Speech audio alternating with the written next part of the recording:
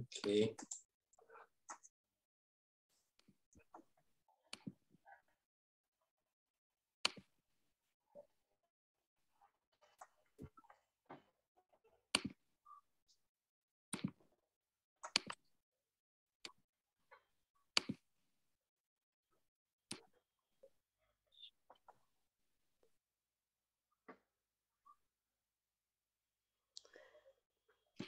Maybe we'll wait 5 more minutes to let everybody enter.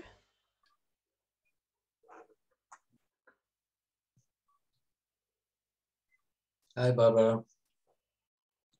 Hi, hello. Hello. Glad to see you all. Hi.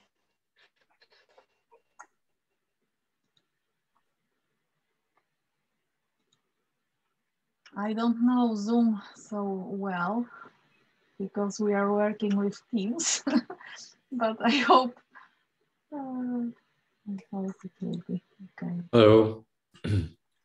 Hello, Chris. Hello. Hi, Chris. Yeah. Hey. I'm sorry. My dog just came to visit me. I threw out all my cats for a moment. I'm asking to take her away. Mm-hmm.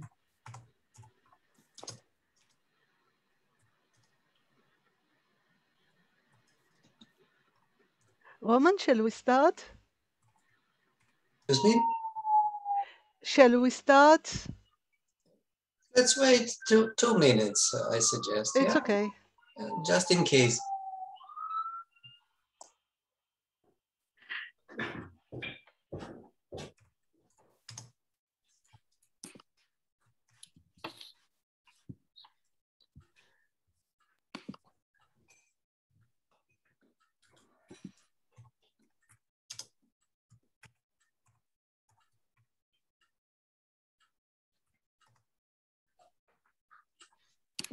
Oh, yeah.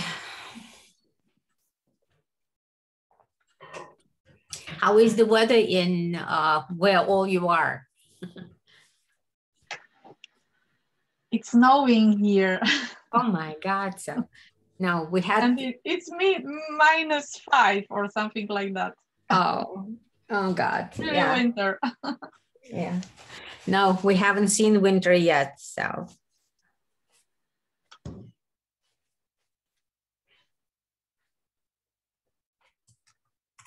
Here in Amsterdam, it's mainly gray, very gray. Today also in Israel, it's very gray and going to rain and to be a storm. Oh. Oh, nice. So there wouldn't have been a beach day after all. No. So we should not regret that we're sitting at home, right? No, exactly. Yeah. Oh. I hate it. I hate it. I cannot deal with it any longer. Ah.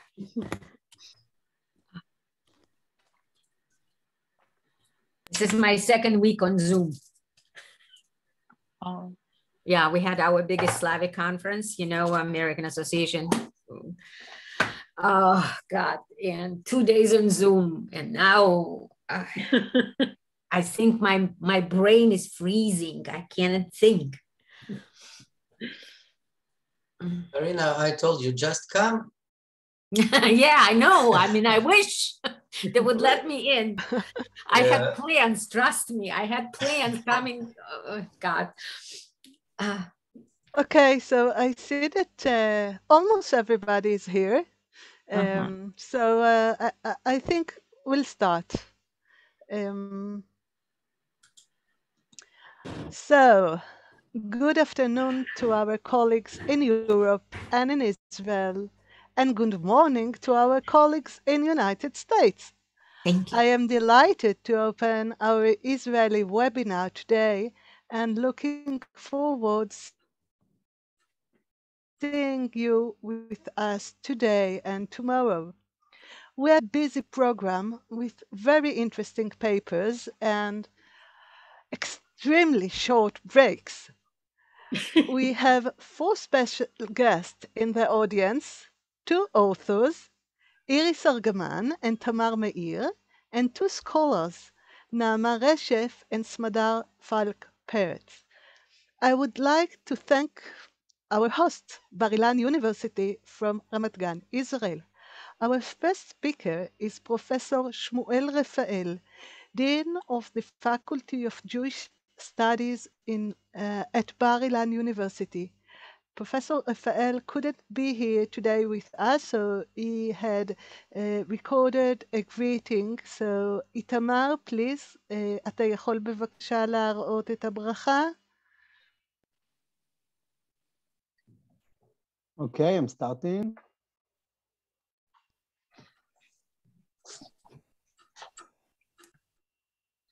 Welcome, ladies and gentlemen, to Bar-Ilan University. On behalf of the Faculty of Jewish Studies, I would like to welcome you all to the seminar on comparative Holocaust literature in the 21st century, organized by Professor Roman Katsman, Bar-Ilan University, and Dr. Erga from Kaye Academic College of Education. This seminar is one of a series of research gatherings. The previous 2 were dedicated to Dutch literature and Polish literature on the Holocaust, and the driving force behind this initiative is Professor Żurek from Catholic University Lublin. All of us, whether Polish, Israeli, German, have an obligation to bring the story of the Holocaust to light. In an era when the voice of Holocaust survivors is disappearing, raising the voice of literature is all the more important. While some have argued in the past that it could not be poetry after Auschwitz, we have all gradually come to understand that the most horrible and unspeakable things that cannot be expressed with words actually can be expressed by words and metaphors.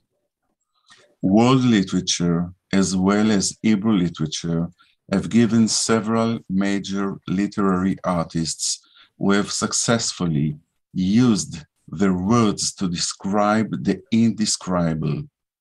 I will not mention all here, but there are quite a few of them. Hebrew literature has encouraged generations of authors whose central theme is the Holocaust. Until not long ago, there were 3 generations of Holocaust writers, but as times go by, a 4th generation is entering this picture. There is even a suggestion that numbering the generations is no longer relevant, and we should simply discuss writing about the Holocaust in general. This subject is such a major presence in Hebrew literary work that it does not really matter whether the author belongs to one generation or another. The important issue is the essential need to give this subject expression in Hebrew literature. Today, there are poetry, stories, drama, and picture books devoted to increasing awareness and knowledge of the Holocaust, making this subject accessible to adults and children alike. I've examined the conference program and found it very intriguing. I would like to thank the organizers again for their initiative and hard work. I'm sure that the lectures at this important seminar will bring exciting and will add to our knowledge and understanding of this field. On behalf of the Faculty of Jewish Studies at Bar-Ilan University, I wish you an interesting and productive seminar. Thank you very much, and shalom.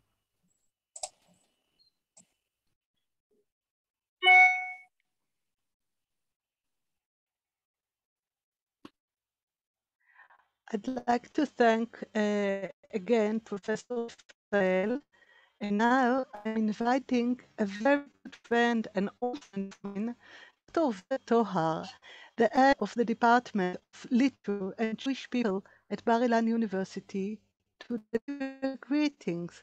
Vered, please. Hi, thank you, Erga. Dear organizers, dear friends and colleagues, I welcome you all to this important webinar symposium to share your knowledge and insights on Holocaust literature. It was Elie Wiesel who said, "For in the end, it is all about memory, its sources and its magnitude, and of course, its consequences." Well, I believe that writing literature after the Holocaust is the best way to remember and the best way to leave a legacy for the next generations. The Department of Literature of the Jewish People of Bar-Ilan University always considered itself as an intellectual space for exploration of the fields of Jewish life, Jewish literature, and Jewish culture. This scholarly symposium, which are organized by Professor Katsman and Dr. Heller, is a noble expression for the memory of the Holocaust and its effect on Hebrew authors for children, young adults, and adults. This is the legacy that we leave behind. While reading your rich and impressive agenda, I was glad and surprised to notice how deep and diverse is the European scholarly interest in contemporary Israeli literature. In this context, I think that one of the most interesting issues of our time is to be aware of changes in studies in Holocaust literature made by the third generation scholars in comparison to the studies which were made in the past by the second generation scholars. I mean that scholarship is changing and not only the texts themselves, as the titles of the lectures of this symposium show. I wish you all 2 days of vast learning, joint thinking, and fruitful teamwork. I also wish us all the ability to meet someday physically and not virtually at the green campus of Bar-Ilan University. Good luck to you all and thank you. Thank you very much, Dr. Tohar. The last speaker at this opening session, we all know well, is our dear colleague and our team's heart and soul, Professor Sławomir Żurek, please. Hello, everybody. I'm very lucky that we are meeting today.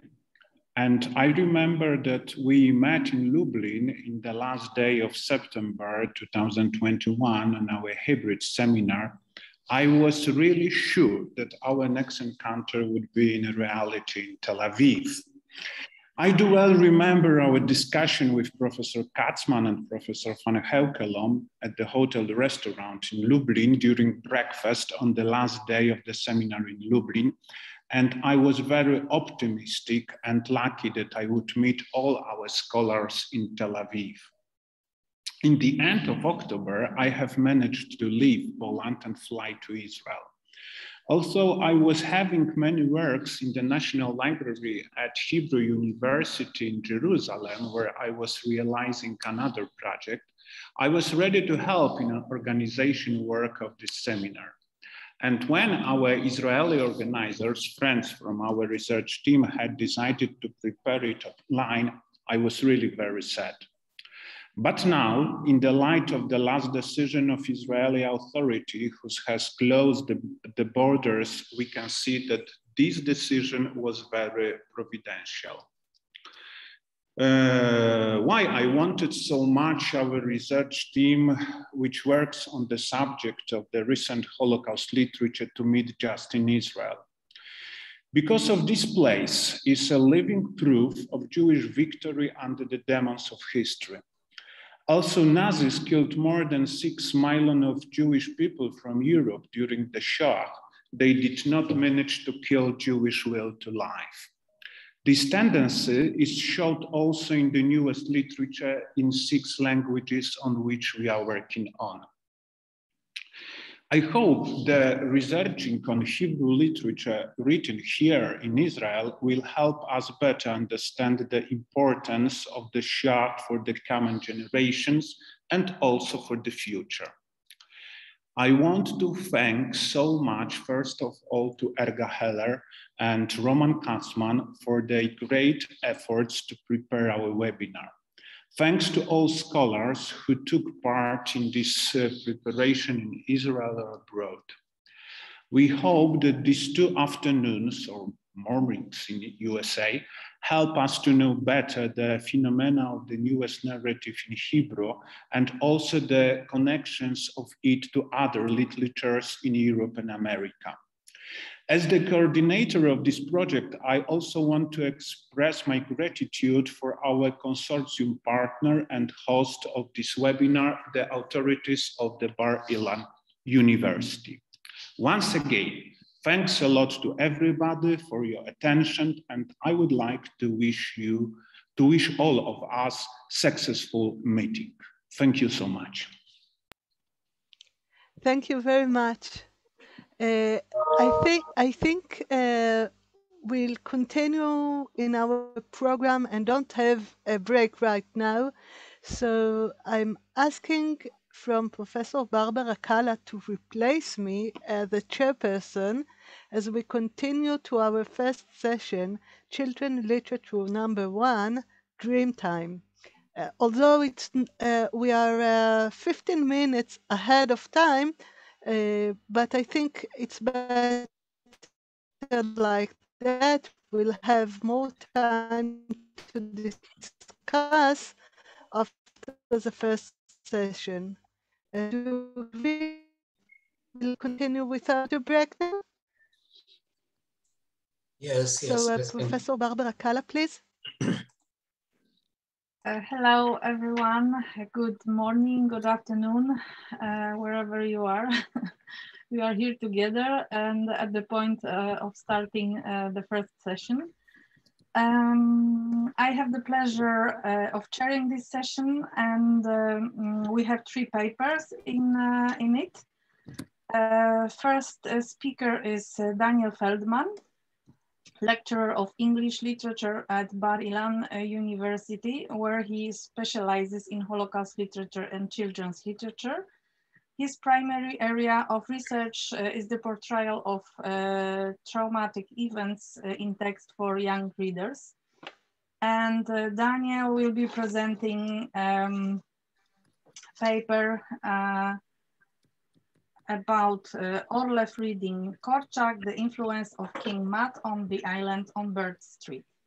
Daniel, the floor is yours. Thank you. I'm just going to switch this.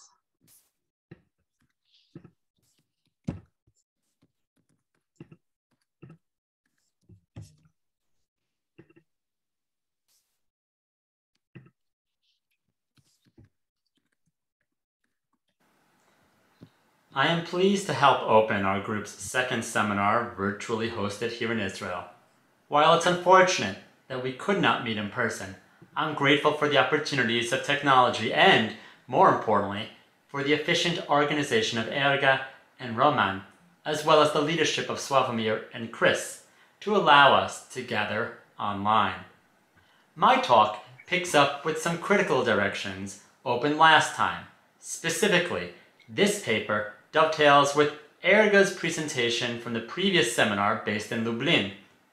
Erga spoke about Uri Orlev, among Israel's preeminent authors of children's literature, and his best-known book, The Island on Bird Street, a realistic adventure tale, a Robinsonade, about a solitary 11-year-old boy, Alex, trapped in the Warsaw Ghetto. Erga compared this text to the Arc of Time, Arca Chasu, Marcin Shchigelsky's tour de force time travel fantasy that takes its young protagonist and his friends back to the Warsaw Ghetto of the Holocaust and ahead to the Warsaw of the future. I want to expand that analytic and temporal frame by addressing a third text that completes this triptych of children's novels about Polish childhood and the literary approaches to treating difficult history in children's books. Janusz Korczak's King Mat I published in 1922 in limited dissemination, and in 1923 in widespread publication as a classic text of Polish children's literature from the pen of Poland's preeminent pre-war author of children's books and educational material. These three novels, depicting childhood in Poland over the span of 90 years, written by male authors born 4 or 5 decades after one another, gives us a synoptic view of the widely diverging conditions of childhood in Poland and the ways that children's authors of different eras and perspectives have used the conventions of their art, specifically the adventure novel, to portray difficult aspects of Polish and Jewish history, converging, of course, in the Holocaust. This literary kinship between Orlev and Korczak is long-standing and deep. It's based on myriad creative and personal factors. Both were born to Polish Jewish secular families, firmly assimilated in the bourgeois world of Polish Jewish Warsaw, albeit in different eras. Korczak, orphaned in his teens, came of age toward the end of the Rozbiór, the Polish partitions, in Russian-occupied Poland, and served as a medical officer in the Russo-Japanese War of 1905-1906. He dedicated his life to the benefit of children and developed into a legendary pedagogue, children's rights advocate, orphanage director, radio personality, and author. His best-known text, King Mat, begins with the title character's sudden coronation at age 10 as the child king of his native country, following his father's untimely death. Mat's kingdom is soon invaded by 3 neighboring countries, a thinly veiled reference to the partitions of Poland by Prussia, the Austro-Hungarian Empire, and Russia that had ended on only a few short years before Korczak's novel was published in newly independent and temporarily free Poland. If colonization and foreign aggression by neighboring powers are background to this novel, malfeasance and misrule by craven adults is its subject. Mat fights wars against the enemies about, even as he fends off internal rivals. Throughout the novel, King Mat contends with corrupt or inept royal ministers who betray him when he commits himself to the benevolent rule and liberation of children within his realm. Although Mat yearns to join the children whom he sees engage in innocent play outside his palace walls that serve also to keep him pent up in a prison of luxury, Mat undertakes a series of reforms that include opening a children's parliament and newspaper. He befriends a boy from outside his palace, as well as the princess of an African state, in a part of the text that is riven with racial stereotypes typical of its time. After a series of adventures, Mat is lured by his adult advisors into an ill-advised military fiasco. The novel ends with the young hero stripped of his throne, nearly executed, and exiled to a desert island. A 1923 sequel, King Mat on a Desert Island, continues the narrative. Although the text has nothing to do with the Holocaust, after all, it was written some 20 years before Korczak died in Treblinka, its logic of a precocious child forced to contend with adult challenges and dangerous adults at a young age, and its adventure structure set the template for the Holocaust text that Orlev and Szczykielski would later write. Orlev's The Island on Bird Street also portrays a boy bereft of his mother and without his father, who has been rounded up by the Nazis. The text also portrays a boy who yearns to join other children engaged in innocent play, whom Alex, the protagonist, can see outside the ghetto walls. As in King Mat, the protagonist of Bird Street at first pines for adventure and adult experience, only to meet with real peril and the isolation it brings when a savage war erupts, prompting a desire to return to simple companionship and the normalcy of childhood. In both texts, reality brings imaginative children more than they bargained for, with the invasion of their homes by foreign armies that plunge these now parentless young protagonists into a series of violent, perilous encounters with capricious adults and dangerous circumstances. In both texts, the war is revealed as a horror rather than as a grand adventure. In both books, precocious children contend with responsibilities far beyond their years.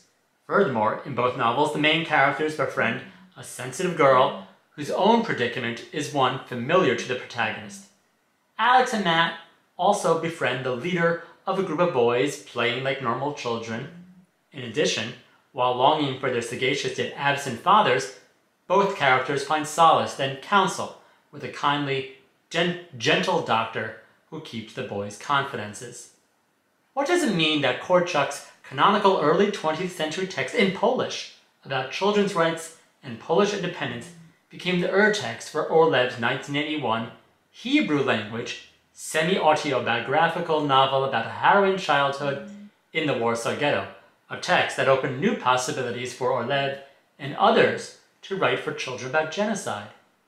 I'll let that question linger for a moment as I explore more of the bond between Korczak and Orlev, and its significance for our topic of contemporary Holocaust literature.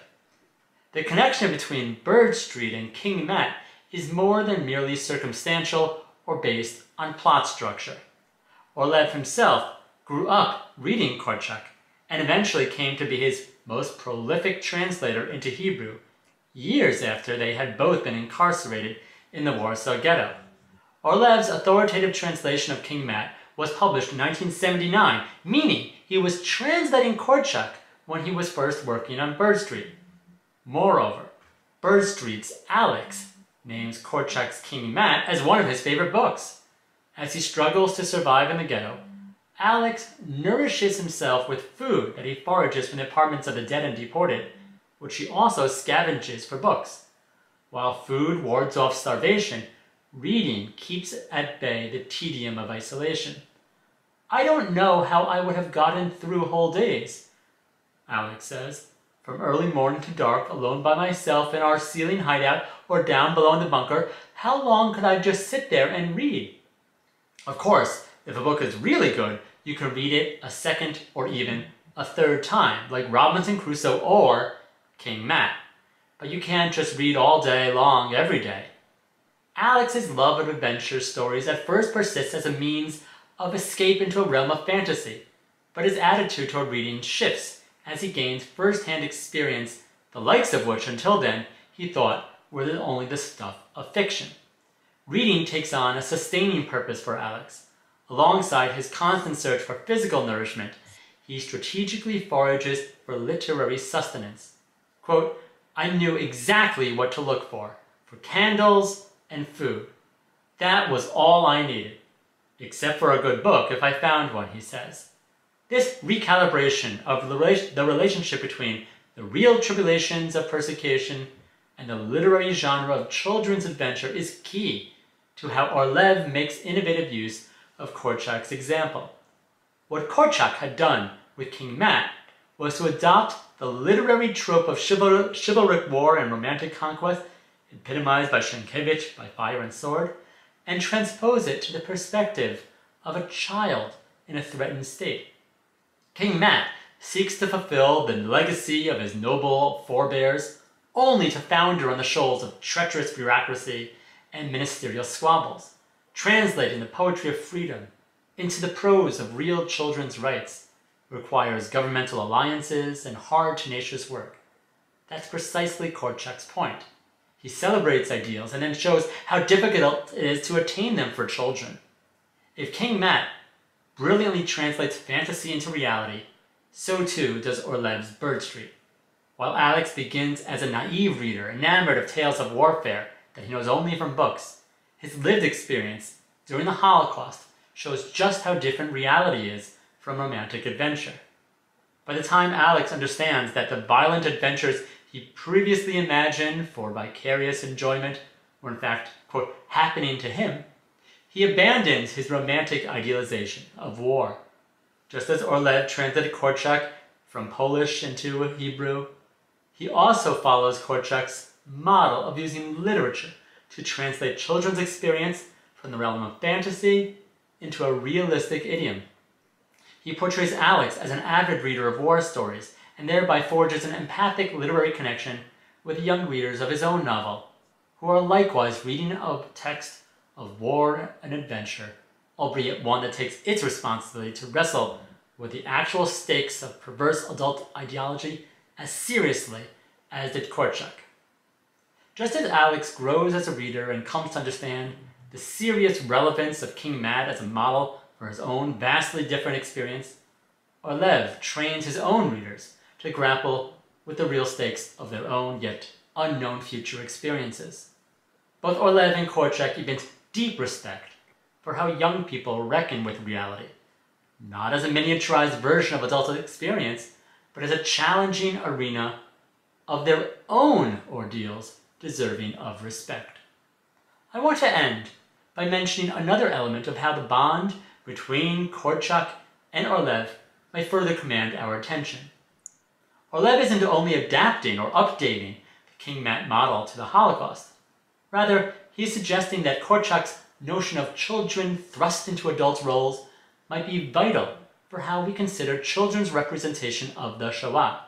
And here I return to Erga's other theme from her talk, time travel, as an organizing motif in the way that Szygelski, as well as Galila Federamit and Jane Yellin from the United States, represent the Shoah. I want to continue thinking along those lines of time travel by exploring its pedagogical, ethical, or even metaphorical connotations, and its importance for literary depictions of the Holocaust for young readers. As Jacqueline Rose, Susan Stewart, Perry Nodelman, among others, have noted, children's literature always necessitates a degree of time travel, by allowing for an adult author to inhabit the voice, perspective, or psyche of a child character or reader. Time is what distinguishes an adult from a child. Adults have had more of it, but keep less future time in store, than do children, who have had less time to enjoy in the past, but stand before a vast reserve of time stretching far into the future. This dimension of time becomes more confused and urgent when applied to the Holocaust and World War II, which saw millions of children killed before their time. Many Jewish children, like the fictional protagonists of Orlev's and Szygelski's Warsaw Ghetto novels, were forced to assume the responsibility of mature adults while still children, before they're ready, or before their time, as it were. Still more broadly, the legacy of the Holocaust continues to confound us in part because the Holocaust is history that refuses to remain history. To many Israelis, no doubt including many who still read or teach Orlev, the Shoah is not so much the Jewish past, but a nightmare vision of the Jewish future, should disaster befall us. As Sarah Minslow and others here know far better than do I, genocide is not strictly a lesson regarding the past, but a warning about the future. This partly accounts for the vital significance of the Holocaust, and for genocide education for children who are not merely avatars of the future, but also heirs to a grim future which could ensue if a Santayana-like appreciation of history is not preserved. This bewildering notion of how the future somehow secures the past is implied in the time travel narratives of child accounts of the Holocaust. It's also part of how Korczak has often been read. Korczak, as we all know, died in 1942, together with the children under his care, at the orphanage he ran in the ghetto. A prominent Polish cultural figure, he was offered opportunity to escape, but refused to abandon his children. This last act of selflessness elevated Korczak into a kind of secular martyr. Nearly 80 years later, Korczak's final crucible, particularly his last month, attracts more interest than does his decade of work as a tireless advocate, activist, and author of children. As a result, his long career is often perceived as prelude to his tragic death, a death that neither he nor anyone else could see, as if the future preceded his past and his decisions in August 1942 were the inevitable outcome of work that was foreordained in the 1920s. Time also plays a different related role in the contemporary appreciation of Korczak's radical views on children's rights, which are invariably described as prescient, clairvoyant, precocious, ahead of their time. These reversals of time also figure into how Orlev described his relationship with Korczak. In a preface to the 2012 republication of his Hebrew translation of King Matt, Orlev described his sole personal meeting with Korczak in 1940 at a summer camp associated with Korczak outside Warsaw, where Orlev was with his teacher one afternoon when Korczak entered the room. His teacher introduced the man with the goatee as her own teacher and then left. Orlev writes, We stood together in this large room. I knew this was the man who wrote King Mat, but what made an impression on me was that this was my teacher's teacher. In other words, this was the individual who shaped my teacher before she shaped me. There was a chain of influence happening here. In his preface, Orlev whimsically continues, I looked at him with admiration. I didn't tell him that when I would be big, I would translate his books into Hebrew.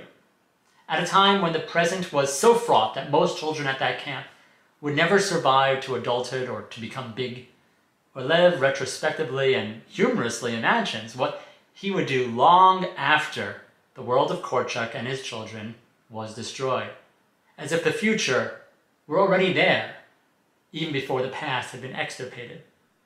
As if Orlev, before he spoke Hebrew, could communicate to Korczak how he would translate his books. This bending of time, folding in on itself and returning to the vortex of the Shoah, is essential to how Holocaust literature continues to evolve, in a Bloomian loop of the past, writing the future, but the present also rereading the past. Shchyansky's 2013 novel can be read alongside Orlev's 1981 Island on Bird Street, which in turn was strongly influenced by Korczak's novel King Mat I of 1922 and 23, a book that Orlev translated in 1979 at the time that he was writing Bird Street. Orlev's translation was reissued in 2012, the year declared the Year of Korczak. In the interim, Orlev translated many other texts by Korczak, both literary and pedagogical. And I'll add that the past decade has also seen two important publications by the artist and author Ivona Chmielewska, whose 2012 and 2018 books about Korczak maintain his legacy in Poland.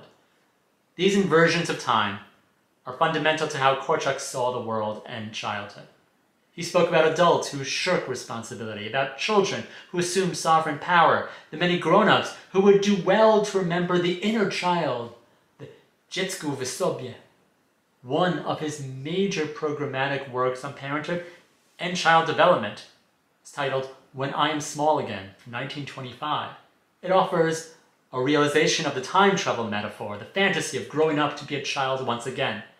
That text begins, you say, dealings with children are tiresome. You're right. You say, because we have to lower ourselves to their intellect. Lower, stoop, bend, crouch. But you are mistaken. It isn't that which is so tiring, but because we have to reach up to their feelings. The book inverts the axis of time and hierarchy of age by fantasizing, what would I do if I were little again? And reflecting that childhood is somehow our future. It wonders that perhaps it's 100 times better to be little. This is perhaps Korczak's most profound legacy and his strongest influence on Orlev, and maybe on us. Children's experience is not merely a smaller, simplified, diminutive version of our reality, but instead its own account of life, sometimes even more vivid.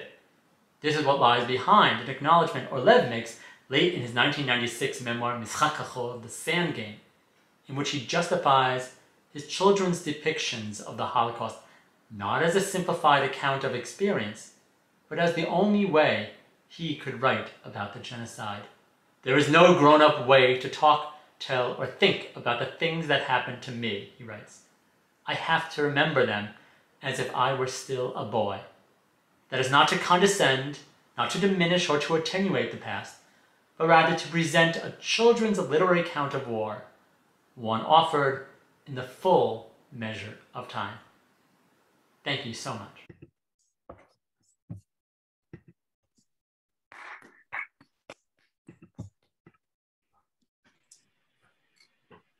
Thank you very much, Daniel, for your very inspirational presentation. We continue without interruption because the Q&A period is planned at the end of the whole session. So I would like to invite the second speaker. The second speaker is Erga Heller. Erga is head of literature department, Kaye Academic College of Education in Be'er-Sheva. Expert in the area of Hebrew Israeli culture, Israeli children's culture and literature, Second World War fiction, and also biographical novels. also interested in fantasy literature and culture and Hebrew translation. And today she will be presenting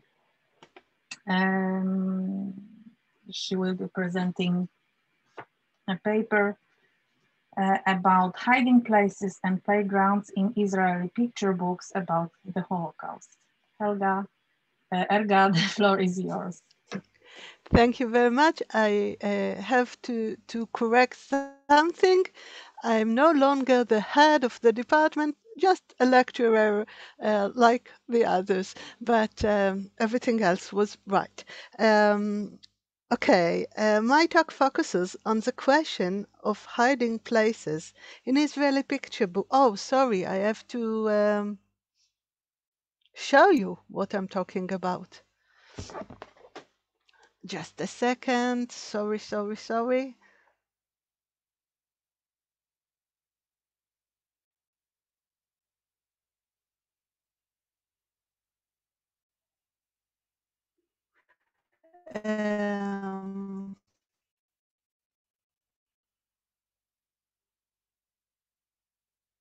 I'll try again. Okay, we'll keep it like that. I can't share the full screen. You see the full screen? Do you see the full screen or just? We can see all your screen with all your sliders. Click the button of the interpretation and then try to share screen, okay? That's what I did, and I couldn't. Then press the Microsoft or the and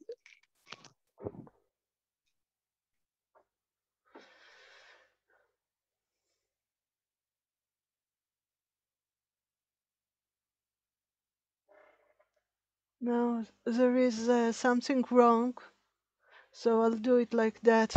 Sorry. So my talk focuses on the question of hiding places in Israeli picture books about the Holocaust from the beginning of the 21st century till the present day. The idea of hiding place relates to the ideas of trauma, deep fears and survival. Representing trauma in Holocaust literature for the very young readers is long known as controversial issue. Since the 1990s, Holocaust representation in international children's literature has been perceived as an important educational issue that must be approached without causing trauma in young readers. Within Israeli culture, however, the narrative of the Holocaust, verbal and visual, is also a major part of the discourse of national identity. In Israel, fiction is a seminal way of discussing the Holocaust with children. As a result, more than 30 new Hebrew children books about the Holocaust or about the Second World War have been published over the last 20 years, and about the same number of books for children about the same subjects, including graphic novels, have been translated into Hebrew. These are added to the dozens of children's books about the Shoah that are available to young Israeli readers, published locally or translated into Hebrew. Hebrew Shoah books for young readers follow the governing norms in children's literature, which requires a happy ending closure.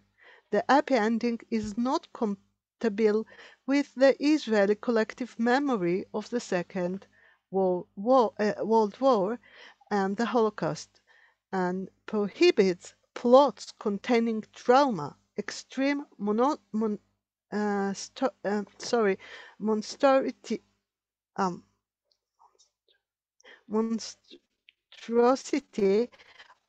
orphaning, and the loss of faith. Most of the original works about the Shoah that were written for children and young adults in Hebrew during the last 2 decades are picture books for young readers, 3 to 8 years old.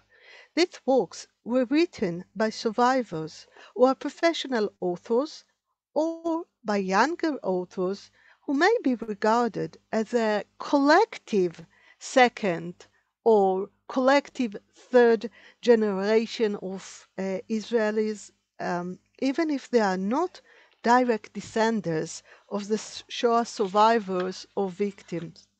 Jewish Israeli identity is heavily based on Israel being a safe haven for Jews from persecutions, or as the Israeli Independence Proclamation words it, to be masters of their own fate, להיות אדונים לגורלם. Under these circumstances, education became an important vehicle in molding society that sees itself as a surviving collective. Teaching about the Holocaust is mandated by Israeli Ministry of Education from kindergarten to high school, and the volume of new children's books on the Shoah swiftly finds its way to the Hebrew language and Hebrew literature curriculum and to schools' libraries. Most of children's Shoah texts that were written in Hebrew in the past 2 decades deal with biographical narratives that were told from new perspectives. Some have a childlike narrator who is unaware to the full consequences of the atrocity they describe. Others are narrated by animated objects, such as toys and dolls. The text often presents the plots as fictional, hiding the biographical or historical nature from the young readers. This informative metatext often appears only on the back cover or in appendix, and in some cases is only mentioned in book reviews or at television interviews. These metatextual forms are obviously inaccessible to 3 to 8-year-old readers, hence the authentic readers are unaware that they are reading historical narratives. Contemporary Israeli children's books about the Shoah address a new generation of readers who were born 3 generations or more after the Jewish victims of the Third Reich. And despite the time that had passed, there is an audience for the new books. Nowadays, few of the books are written by the survivors themselves, yet they are published into a literary atmosphere in which writing for children about the Holocaust is acceptable, and there is a choice of genre, including fiction, which is in many ways the opposite of the survivor testimonial and other autobiographical forms, such as diaries, that was the most popular in the 1950s and the 1960s. Nowadays, the protagonists of these works are children who act, think, and dream as children. Maybe this is the reason to the fact that of the increased number of thematic choices and the use of a semi-relaxing device of presenting the hiding places as playgrounds. In my last talk, Daniel just referred to it, my talk on September, Boys in the Ghetto, I referred to Uri Orlev's work. Certainly, Orlev was a pioneer in this field, but today I wish to focus on literary works for the younger children, young readers, on picture books, and to explore the relationships between words and images. Therefore, my talk aims at describing the visual interpretations of the protagonist's fearful moments during hiding from the authorities or hiding from the Nazis, and at suggesting command-mediated visual devices that are in use by contemporary Israeli illustrators. In order to do so, I will focus on 4 picture books that you can see on the screen. Kaleidoscope by Chava Nisimov, illustrated by Kinneret Gilder, Bear and Fred by Iris Argaman.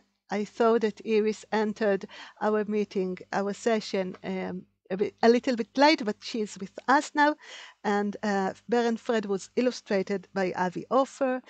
Francesco Tirelli's Ice Cream Shop by Tamar Meir, she is here also, illustrated by Yael Albert, and Winter's Broom Dance by Hadass Leibovich, illustrated by Noah Paran.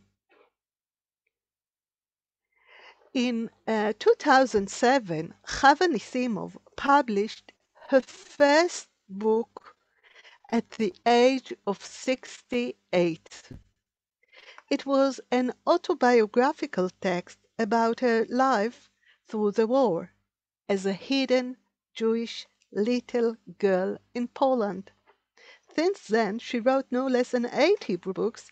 3 of them are picture books that are regarded as innovative literary texts about the Holocaust. All her plots concern hidden children. Most of them concern a hidden girl, including her first text, her autobiography that was addressed for children. Nisimov was born in Warsaw in 1939 and was given by her mother to a couple of Polish farmers who saved her life. Kaleidoscope was her first picture book and was published in 2015. It tells the story of 5-year-old Eva, who was raised with a Polish family during the war. As a general, her hiding place was their home. Although Kaleidoscope is based on Nisimov's autobiography, some facts were changed to fit children's literature norms, like the happy reunion with her mother that closes both the verbal and the visual narratives. But in the real life, the author's mother, she survived the Holocaust, but she and her daughter did not live together after the war. Kinneret Gilder's illustrations for Kaleidoscope are based on 2 significant colors, black and yellow. In Gilder's visual narrative, yellow is used to identify Jews by the yellow badge. But yellowish stars illuminate the protagonist's daydreams and memories, as well as a real survival path through the war, for her hair is colored blonde. The same tint of bright yellow is used throughout the whole book. Yellow is used to amplify non-visual qualities as well, such as the smell and the taste of an orange that Eva eats, as well as the safety and the freedom that Eva feels upon arrival to Israel, where the warm yellow sands contrast with her voyage on stormy seas. Here, on the image on the screen, we see a scene from the beginning of the picture book. The 2 cousins, Eva and Adam, play with chairs and armchairs and pretend that they are a train that can detect all missing Jews. Their naive playtime transforms at once to hidden knowledge of atrocity, therefore reveals their hidden fears. The made-up playground stands equal to the protagonist's hiding period, therefore derives the young readers into understanding that during the war, she, Eva, had to pretend to be someone else, and Eva is the same as Chava, and I guess some of the readers noticed that, and that her life, Eva life, was always in danger. Sorry. Before Eva is given to a strange Polish woman, she is terrified by the ghetto sights and her nightmares. The young readers become aware to the unheimlich atmosphere. Eva is a stranger in her bed in her hometown, where only traces of her former life remained, like a father's smell over a pillow, and she feels that she cannot hide nor play anywhere.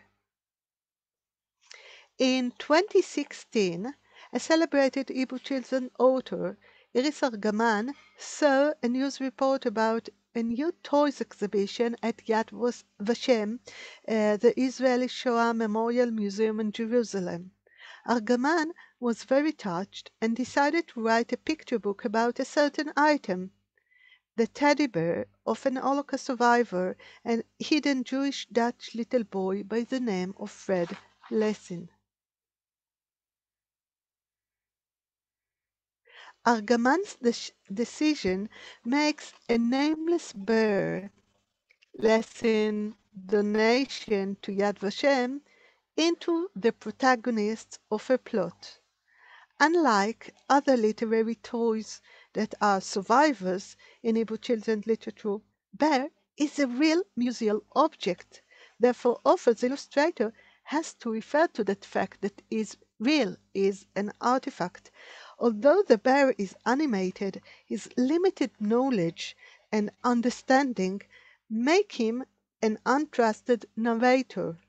Yet he is depicted as a Holocaust survivor, hence allegedly or not, as a brave hero.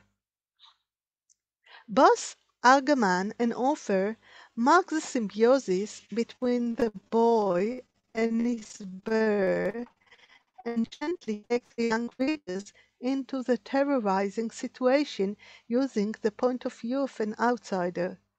Bear sits next to the toys in a group portrait, but he's different. It seems that he believes that he's not a simple toy, and he looks different. The soft yellowish bear declares, "We did everything together, he and the boy. I was happy bear." While sitting alone at the edge of a shelf, sitting at the edge of a forced fall, positioning bear in a plain sight, in the center, like in a center in the middle of a target, leads the readers to the understanding that there is no time nor place for play, that in order to survive the forced falling, bear has to change his position. And the family is going to change its place in the wall, and the non-belonging feeling, the unheimlich atmosphere, appears in Bear and Fred as well.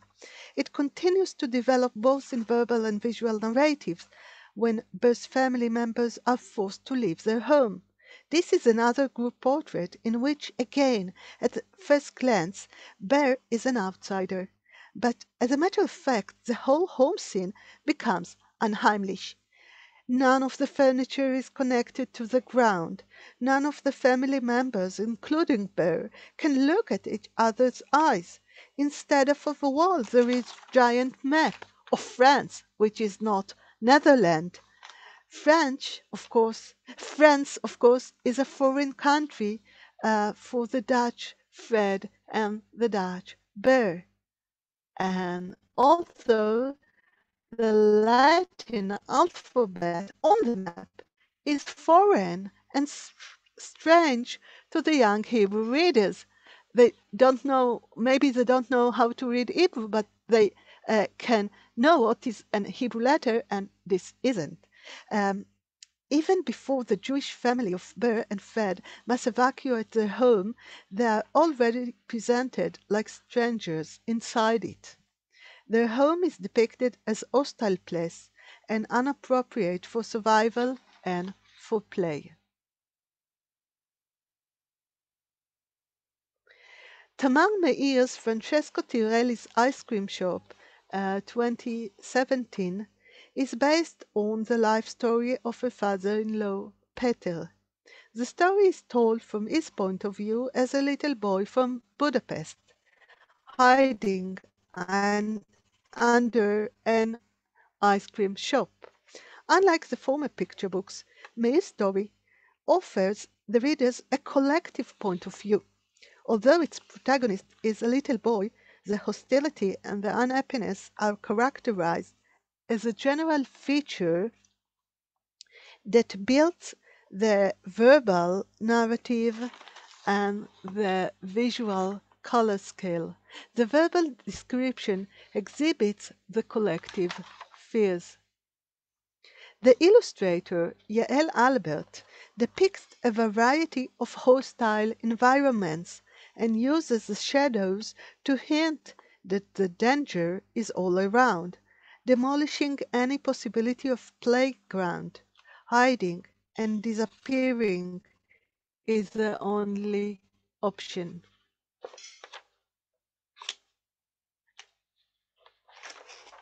The illustrations correspond with the verbal narrative, hence create a clear dichotomy between outside and inside. In the inside, hiding and playing can be found simultaneously. In a crowded and dark hide, Peter and his family members finally find a private, lightened, and safe place, and they cannot have at their home. Although the happy ending is expected from the introduction, the narrator addresses the readers with a rhetoric question: how did it all end? The visual response to the question is given by enriching the bright colors and offering an Israeli lightful variation on the colors of Tirelli's ice cream.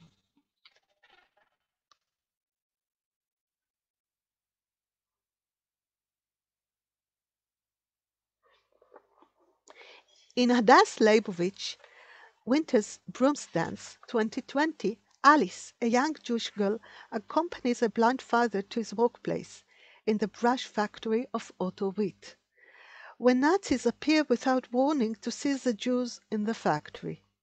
The way little Alice describes the raid, hiding for hours in a tiny broom cabinet and watching the broom's joyful dances, transfers her fears as well as those of the young readers to the realm of fantasy.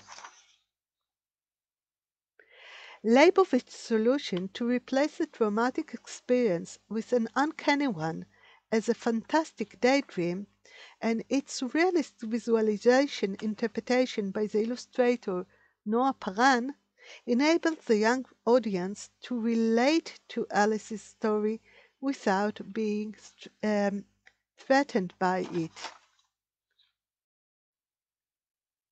Alice, the protagonist, is first-person narrator. Leibovitch keeps the fact that Alice was murdered by the Nazis beyond a young reader's knowledge by means of Alice's daydreams, in contrast to a walk to the factory. The false happiness is built. In her hiding place and dream place, Alice flies away from the horrific reality. Her hand gesture during the playtime is taken as a simply goodbye gesture, only by the young readers. To sum up, hiding places offer the protagonist alternate and imaginate playgrounds, but they do not necessarily can protect them for long. In Kaleidoscope by Chava Nisimov, Ber & Fred by Iris Argaman, Francesco Tirelli's Ice Cream Shop by Tamar Meir, and Winter's Broom Dance by Hadass Leibovitch, we met few hiding places. Becoming a Polish and living as a Polish child with a Polish family, hiding in a cellar or underground, and hiding in a cabinet, very tiny cabinet. Although those are real hiding places, their artistic imagery was shifted from reality to 3 degrees of fantasy with the help of the visual adaptation by the illustrators. The first shift is creating a space of hope, a space of optimism. The second is offering the child a real, the protagonist, a real or an imagined playground. These two drive the plot into a happy ending. But there is also a third option, in which the hiding place reveals its unheimlich nature as a place of fears. In Israeli contemporary Holocaust picture books that follows children's literature norms as other educational limitations, the third option is only a moderate, measured, and limited narrative device, never the last word. Thank you.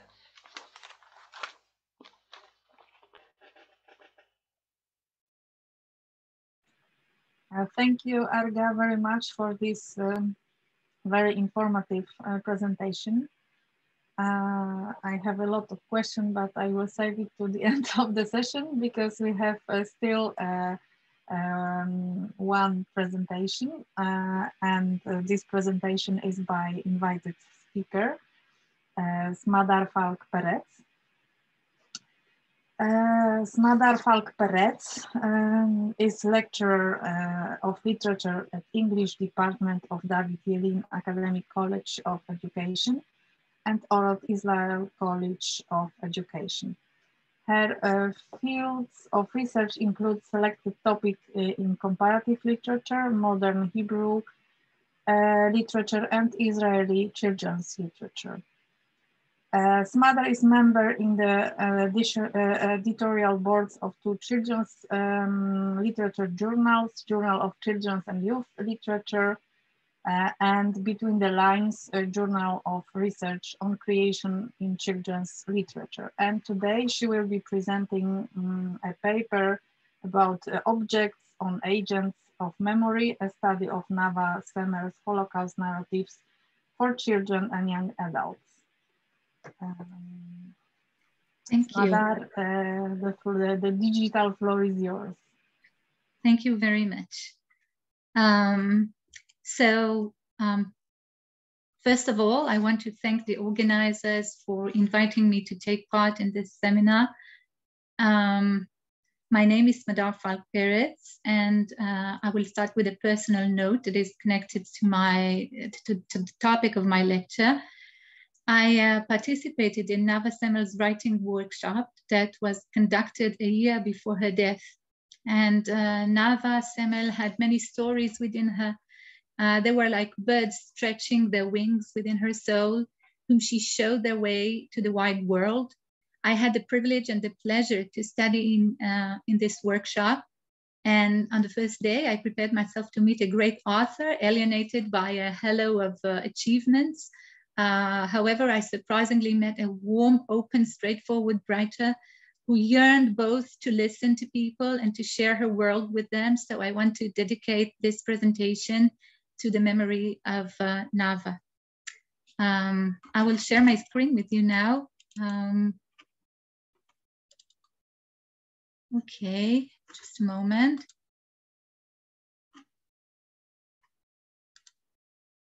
Okay. So the topic of my lecture is, just a moment, I will just arrange it. The gallery. Okay. So the topic of my lecture today is Objects as Agents of Memory, a study of Nava Semel's Holocaust narratives for children and young adults. Nava Semel is known as one of the first Israeli women authors writing for adults, children and adolescents, to have given a voice to the experience of second-generation Holocaust survivors, focusing on Holocaust memory from the intergenerational perspective. And,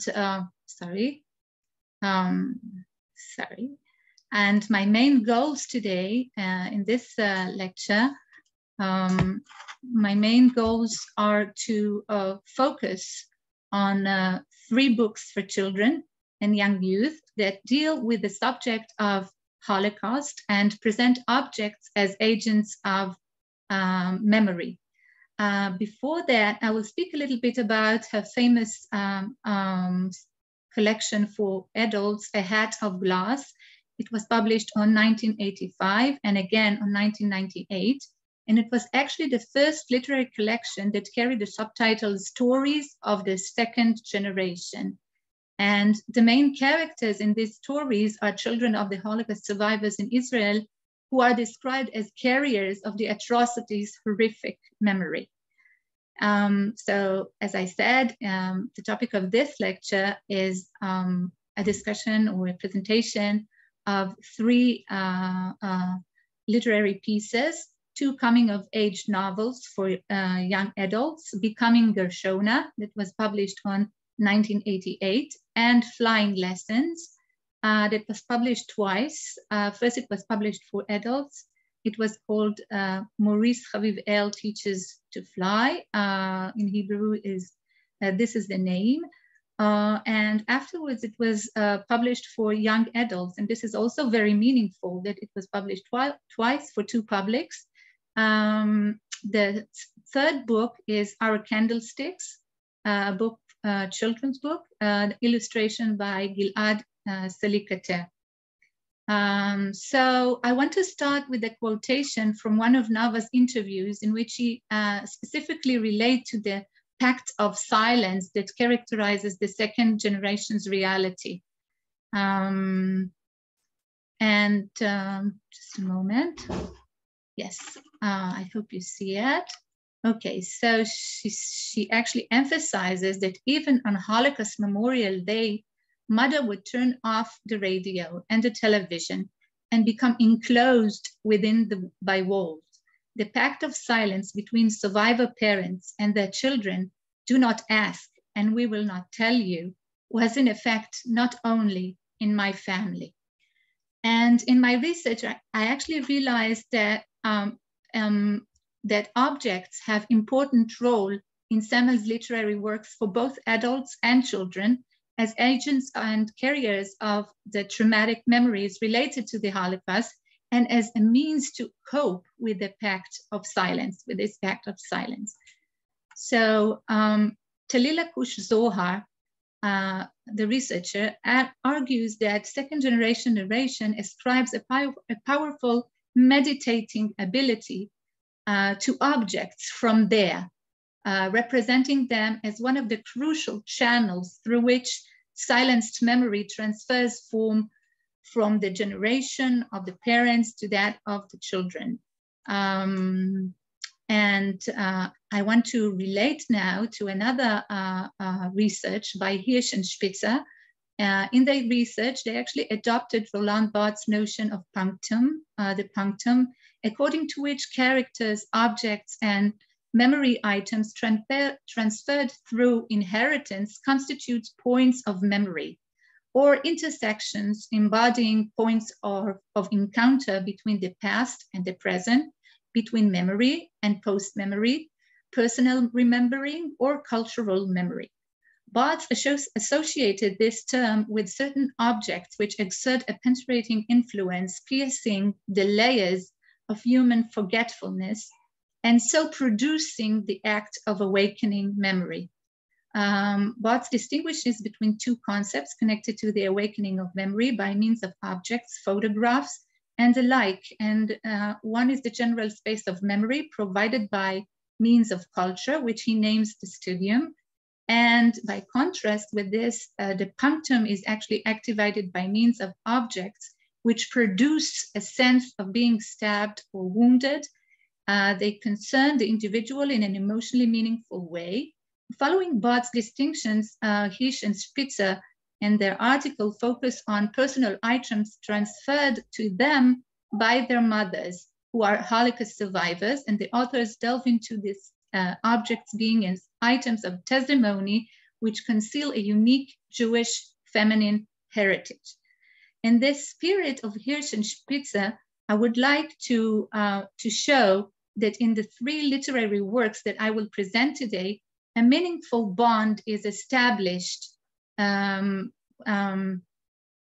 the memory of the Holocaust by the means of personal items of the Holocaust survivors, which are surprisingly discovered by the second generation characters or transferred to them.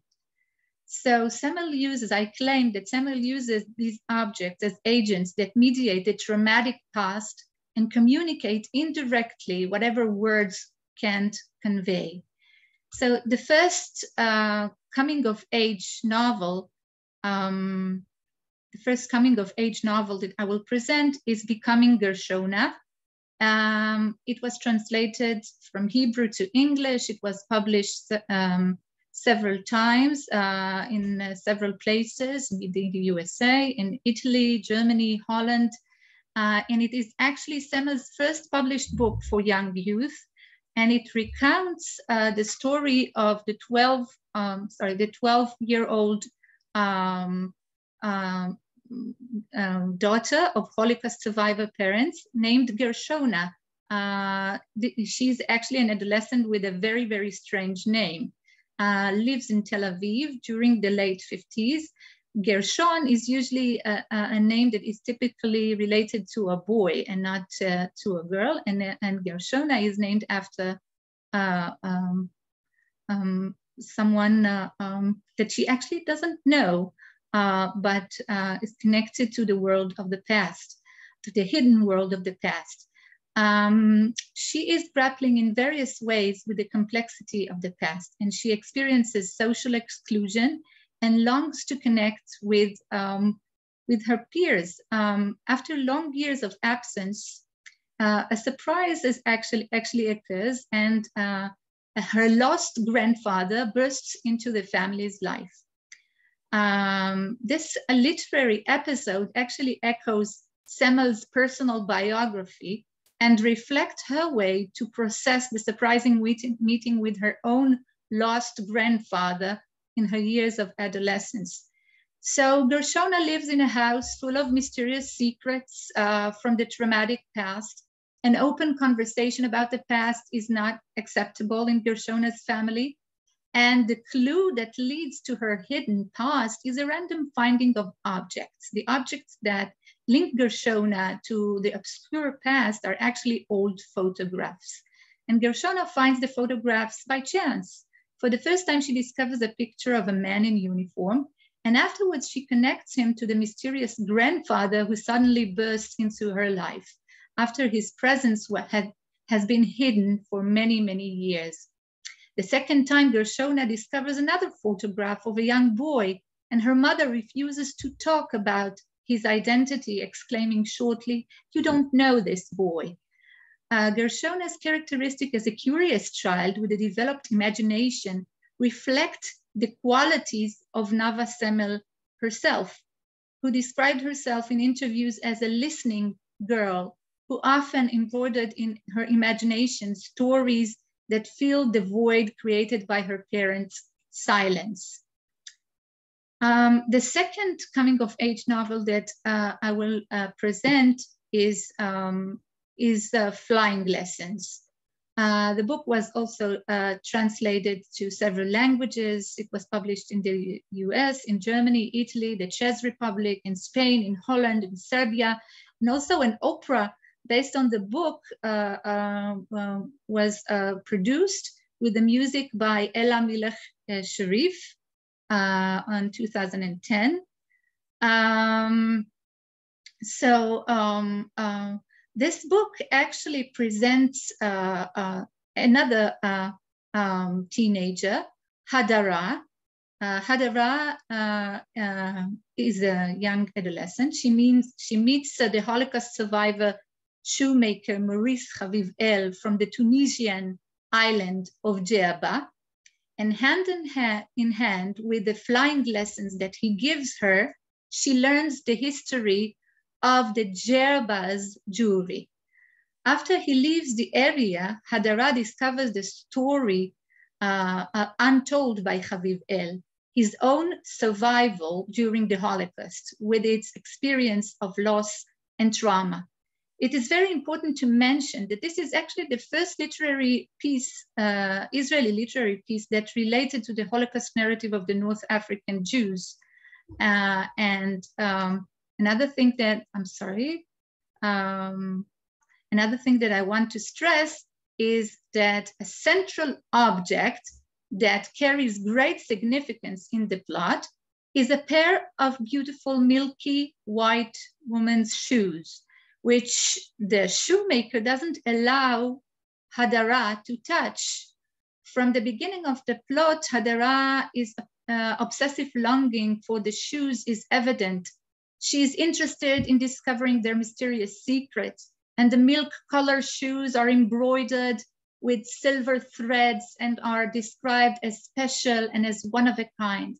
And they stand eternally on the shelf because the lady who handed them in for repair has not yet come to demand them back. The shoes relate to the female entity marked as missing in the narratives in the lives of both Maurice Haviv El and Hadara. Hadara lost her mother and Maurice lost his whole family, and can be depicted through certain contents in the narrative.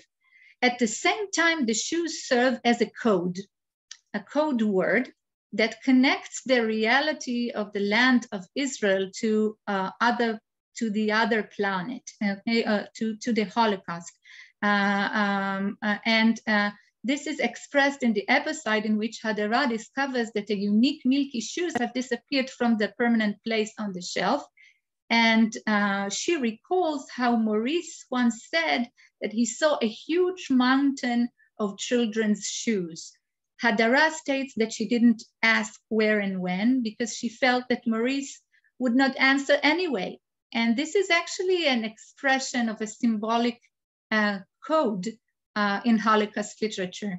And according to Yaos Kest, these codes constitute one of the representational strategies in Holocaust literature that contributes to the refinement of horror, because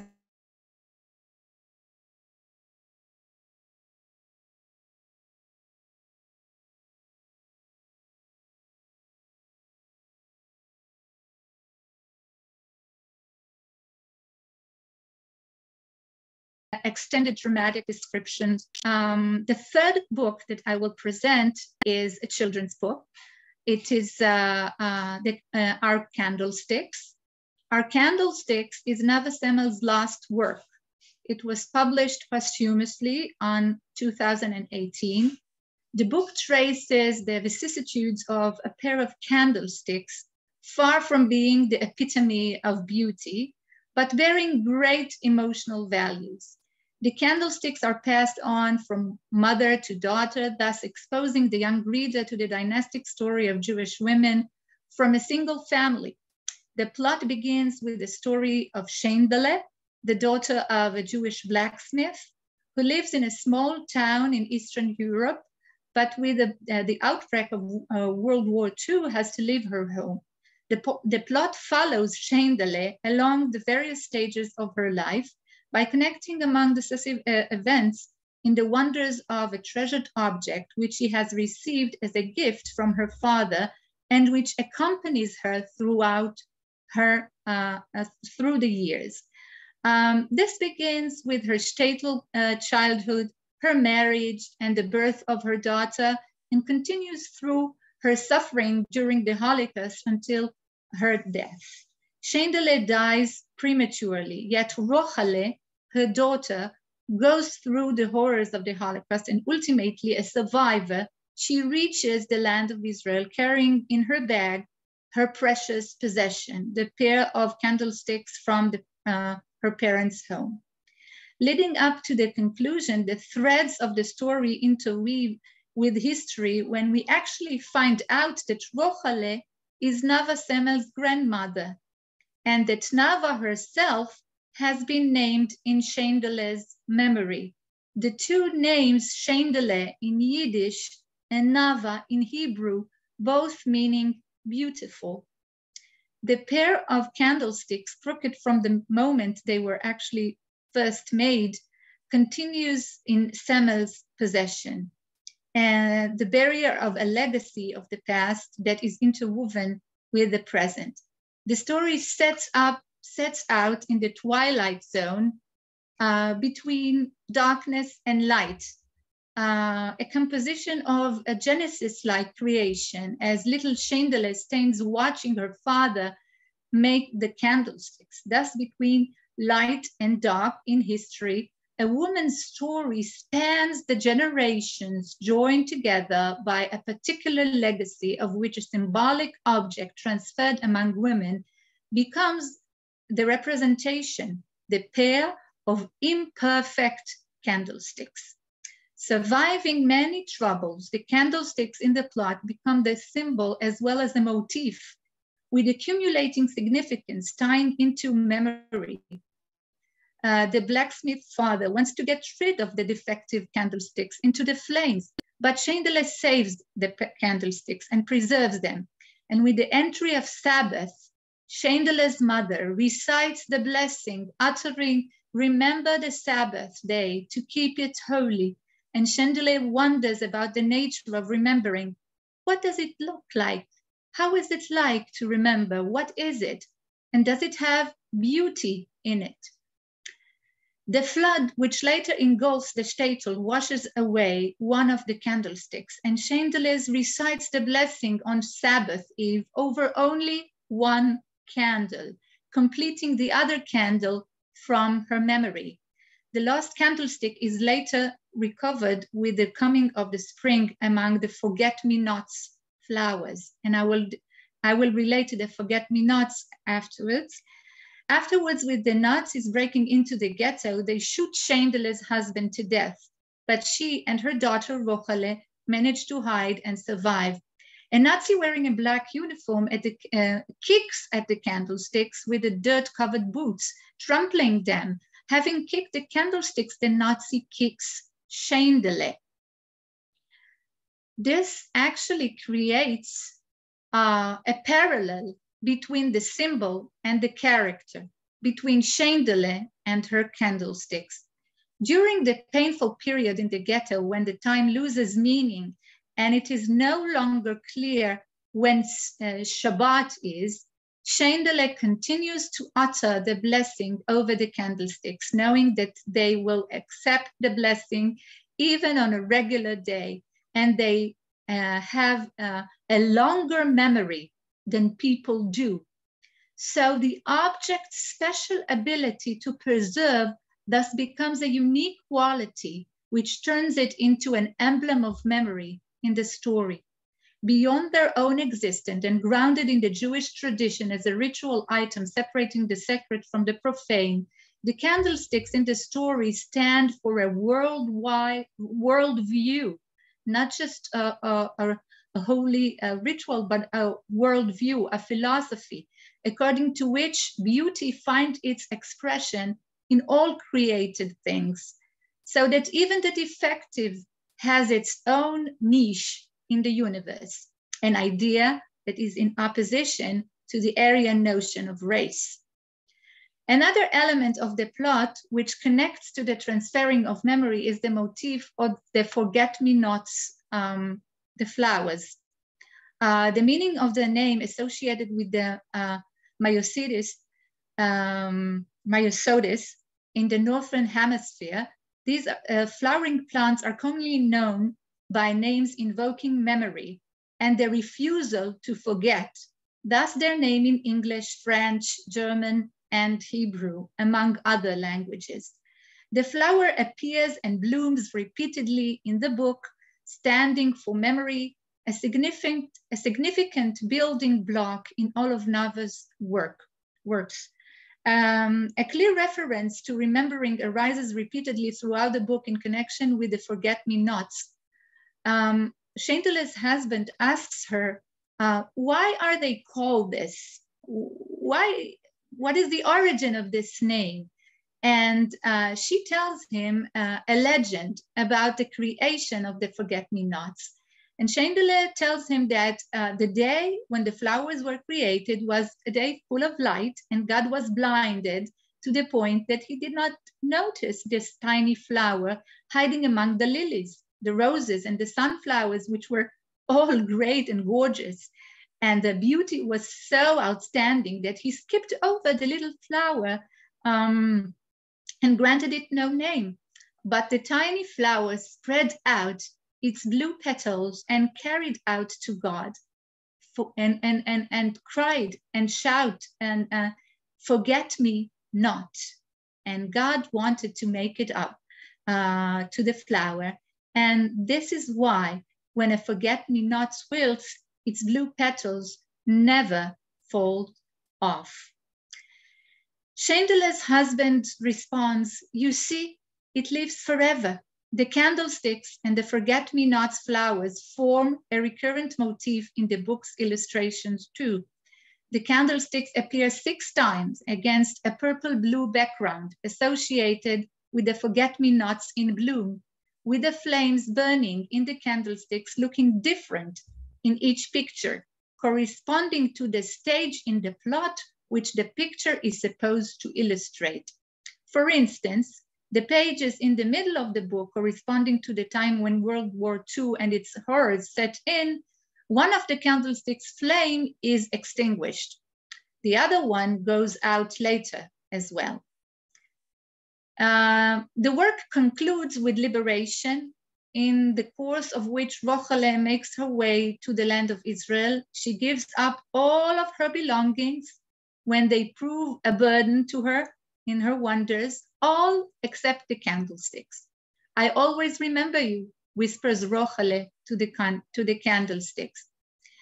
The end of the book reveals who the narrator is, Nava Semel herself, thus uniting the figure of the literary storyteller with the real narrator. As mentioned, Nava is a reference to the name of her great-grandmother, Chandler, whose memory is integrated into her great-granddaughter's experience. It resounds in Nava's prayers and in her yearning for a luminous future. And she says, when I pray that the darkness may not return, I seem to see the blacksmith's daughter, who is no longer alive in the shtetl, straightening the twisted wicks with the blue forget-me-nots to her great-granddaughter, to me. The story thus emphasizes the intergenerational bond, while the silence and complexity bound up with the transfer of memory across generations. The book opens with the process of creation and concludes with an evocation of creators in Nava's family. It thus stresses the view of life, which was their guiding principle and which drew on the legacy of the candlesticks for inspiration. One of us sings, another draws, a third writes, a fourth photographs, a fifth plays music. We all search for a little beauty in a world which has in it a great deal of ugliness. So the book's plot reflects a circular movement between darkness and light, between normative life and the events of the Holocaust, and described in the book's central part, leading up to a daily reality of Israel, which is set forth in the conclusion, a manifestation of light, which also preserves a memory of darkness. And Chandler's candlesticks stand on the shelf of Nava's home, moving with her from place to place. Just as they have been passed to her, so will they pass on in due time to her daughter. In their very existence, the candlesticks are the embodiment of a family heritage and of the Jewish heritage at once, as well as of the existential worldview, which seeks out the beautiful in creation as such. The happy end, a feature characteristic of writing for children, comes to the fore at the conclusion of Semel's work, with its indication of a promising present and future, which carry within them the heritage of the past. And I want to sum up Nava's individual life story as a writer and as a member of the second generation of Holocaust survivors reflects profound grappling with the issue of Holocaust memory and the processes of its reworking and transmission. One of the means resorted to by Nava in handling these issues in her writings for adults, for both adults and for children, and also for young adults, is through using memory objects which serve as agents of memory and accessories mediating between the generation of survivors and their descendants. In her work, Semel turns to adults and to children as the barriers of the torch of memory, reaching out to bestow upon her readers the story of her past as a part of the existential heritage and a worldview which upholds the eternalization of the past by focusing on the present, on the sweetness of humanity, on the creative processes, and on the spinning of a narrative of hope and yearning. And I want to thank you very much for listening.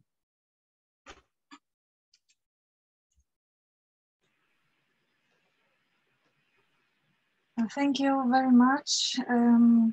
Thank you very much, Smadar, for this very thought-provoking and informative presentation. And now it's time for discussion. I would like to ask the audience asking questions and by these three presentations. And is there anybody who would like to start with the first question? And who may I ask for questions? You can raise the hand, or I don't know if you can. Yes, there is probably. There is a remark in the chat. Thank you, Smadar, beautiful lecture. But there is no question in the chat. But maybe you would like to ask a question. If not, I will try to ask the first one, and then you can follow. Smadar, you have talked about 3 books, one from 1988, one from 2004, and one from 2018. Mm-hmm. And do you see, because it was not so clear for me, I don't know this book, I didn't read them, but do you see any differences in approaching the objects as agents of memory? Differences, because these 3 books came from different I don't know, tradition of writing or trends in writings in preserving memory. And what kind of differences do you see, if there are any, between these 3 books regarding objects as agents of memory? Mm-hmm. So first of all, thank you for this very interesting question. Because sometimes when we compare literary works, there's the tendency to focus on the similarities, but the differences are so important as well. So there are differences and they are connected to different aspects of the literary pieces. First of all, there are differences in genres, but there are also differences in the way that the approach to the object as a memory agent is designed. In the coming of age novels, the 2 coming of age novels, Becoming Gershona and Flying Lessons, the object seems very detached from the main character. It is forbidden to talk about it and sometimes to touch it or to get near it in any way. In the our candlesticks, it is totally different. Despite of the object being defective and twisted, it is cherished and it is treated as a precious object throughout the whole book. So first of all, the attitude towards the object is different. It is actually depicted as the storyteller's own,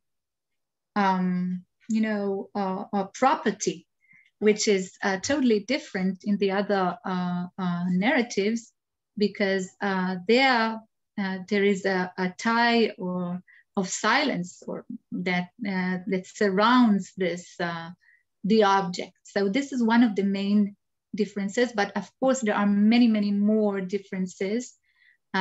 This is just one of them as an answer to your question. And I hope I answered at least part of it. Yes, it was very interesting, because I was thinking if this different approach is connected to the culture as such, or to the culture of memory preserving. So what do you think? Because the candlesticks are connected to the Jewish culture. It's a sacred object. It's connected to the sacred ritual. So it's also something that differentiates this specific objects from the others. But yes, but I mean, I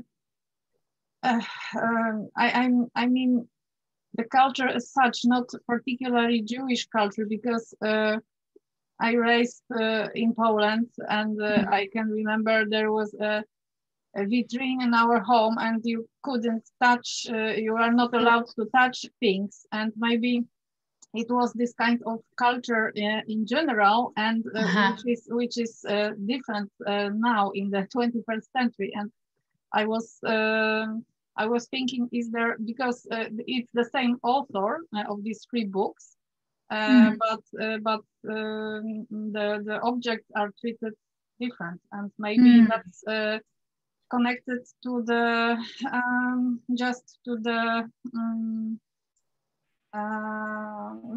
to the fact that the culture is just different. Not only this approach to preserve how we preserve the memory of the Holocaust, but the general approach is. This is. May I respond to? Okay. This is very interesting. But this is a very interesting distinction, first of all. And I would like to add more information that maybe will clarify the characterization of objects in the first coming of age novels that I discussed. It is not just the fact that she is not allowed, the main character is not allowed to touch it. She's not allowed to speak about it even. So it's more than just to touch it or just to be next to it. It's the entity, the presence of this object is mysterious. It is, and it stays mysterious, although she really wants to learn more about it. She can't. She tries all the time, but she can't. It's like there's the halo of mystery that surrounds it. Okay, I understand. Yes, you're right. This is no, but I really think that your distinction is very interesting and also relevant to the time and place that the book are related to. Okay. May I ask something? Yes, please. Okay, thank you.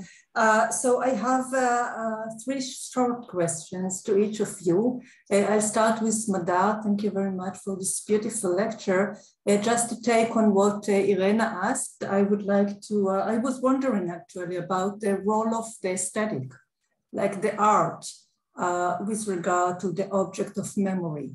The object as an agent of memory, does it need aesthetic in order to open it up?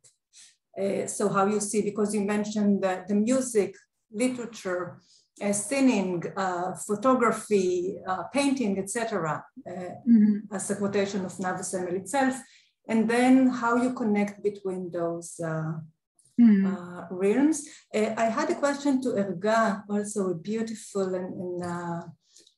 lecture. I was thinking about the term you used, of course, das Unheimliche.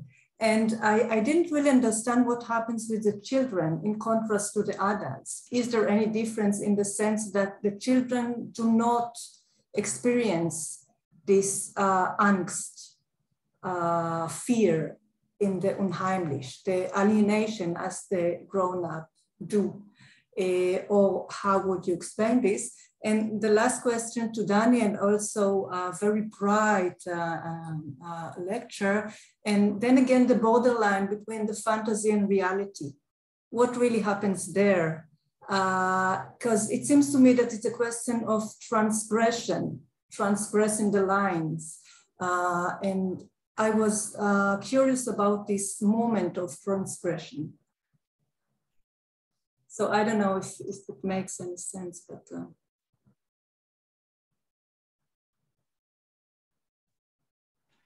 Would like to answer first, because Marina is also if I may, I'll answer first, because I've also something to tell about Smadar's corpus. I think the difference is based on the fact that the 2 first novels that Smadar talked about are not autobiographical. They are Gershona Shona is an invited book by the series, the editor. So it was an educational book. The second was also educational and very strange in the 1990s, because she wrote about non-Ashkenazi Shoah. It was very strange. And Shendele is, of course, it's her great-grandmother, but she is also a character in many of her works. And she wrote about her all the time. So I think that's the main difference. That's the start point of the difference. And for Michal's question, I think that all the children fear in the picture books, but the fears are restricted to 3 to 8 years old fears. They fear to lose their toys, they fear to lose their house, they fear to lose their parents, they fear to change their life when they are rescued. They fear the children that are in Polish families don't want to change their life. So the unheimlich characteristic stays, but the fears are all the children's fears. There are no grown-up fears in the books. The unheimlich is about the children and not the adults. And if I can add also, thank you for these beautiful presentations, and just a brief response to Michal's perceptive question. I sometimes, my world is not so much fantasy. I know this is an important area of sphere of research for many of you. I have my reservations due to the connotation of fantasy as escapism. Whereas play, which as for Michal, for us in a world of theory, is a much more engaged term, takes us back into a mode of imaginative, creative work with experience. And in another paper that I wrote about Orlev, he said that even in that hell, children played. That the need to play, the need to engage in creative, imaginative activity was just as intense for children during the war as hunger. And a lot of the markers in Smadar's paper of reality are ways of bridging the internal world with their own experience. That comment, and I'll close with this, that comment of that intense need to play was something, perhaps this will speak to you, Smadar, that Orlev said in an interview with Nava Semel.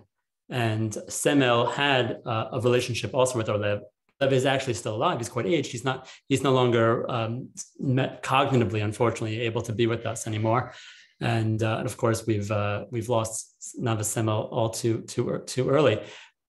But what all these three papers, I think, have in common are that those is a way of seeking out a way of wrestling with reality through some intermediate transitional space, narrative, play, fantasy, or these objects of memory that Smadar spoke about movingly. Thank you. Yes, thank you. Thank you very much, Daniel, for paying attention to play as a possibility to frame different kind of research and different kind of corpora. And I was if I maybe Marina first, because Marina wanted to ask a question as well. No, that's okay. I mean, if you have the question that is related to it, I can wait. Yeah, okay, but Marina, please okay. Ask your question and then we will. Okay. Actually, I have two questions. Thank you very much. Absolutely amazing presentations, that make me think, about different approaches to analyzing of this literature. But at the same time, I have one big question about material culture and one smaller question about the relationship between time and space. So the material culture that was so interestingly presented in Smadar's presentation. So, pardon me, presentation. So, but what I am thinking about, what about the lack of materiality? If we don't have material objects, think about everything what was happening in the life of young Jewish children. So they were practically deprived of any material objects. Of course, Bear and Fred, I mean, this is rather an exception, than the rule, right? So lack of materiality, lack of material objects that carry with them a touch of memory. Is it important? Can we talk about it? Can we talk about this emptiness that is left as a result of dramatic experiences of Holocaust? That would be my first question. My next question is about time and space relationship. And Daniel, I very much I always enjoy your presentations, but here I was really interested how much attention you gave to time and how little attention you gave to space. Because what we have, and I'm not talking about Bakhtinian chronotop, forget about that. But what I am talking about is that we really talk about escaping present time of horror to playgrounds, as it was in your presentation, but we never talk about space. So in time, you can escape. Space is much more concrete, unless it is totally imaginary, like it is in King Matt. So, I mean, does space mean anything in Holocaust literature for children, or space is interchangeable? So I'm thinking about Shigelski's text, Arc of Time, when space actually plays an enormous important role, because this is the zoo, this is the real space, this is not the space of fantasy. Okay, that's it. I may respond to Marina. So first of all, I want to thank Erga for complimenting what I said before, and I really want to emphasize that Gershona, becoming Gershona, includes autobiographical, let's say, connections to Nava Semel's biography, but it is not implicit in the narrative. And whereas our candlesticks really carries a very direct autobiographical connection and a direct call and also direct emphasis on her own life. So this is something that is really special also in this book and differentiates it from the others. I will try to relate to both Michal's question and Marina relating to the aesthetic characterization of the object, and both to the absence of objects that Marina mentioned. So first of all, it is very interesting that in Nava Semel's narratives for both adults and children, she also relates to the absence of objects. It is actually, she does it side by side, simultaneously, while relating to the object. For example, as I mentioned in our candlesticks, one of the candlesticks, when the flood engulfs, it disappears. And then Shendale is left with only one candlestick, but she completes the other one in her memory. So I think that what Semel implies here, that when the object disappears, we have its memory within us. Okay, so it is also interesting that in one of her short stories for adults that is included in the collection, The Hat of Glass, the story is called A Woman from Fayum. She relates to the Fayum portraits, which are precious art objects. And the main character there, Elisha, is a compulsive collector of art objects. But he really wants to achieve this specific portrait because it specifically relates to his own family story and his traumatic past.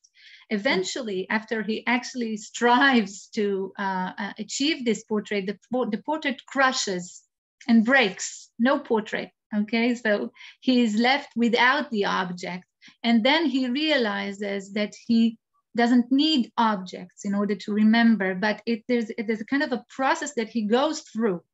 First of all, he's obsessed with the objects, and then he goes through another phase of, managing to the memory without it, to stay without the object.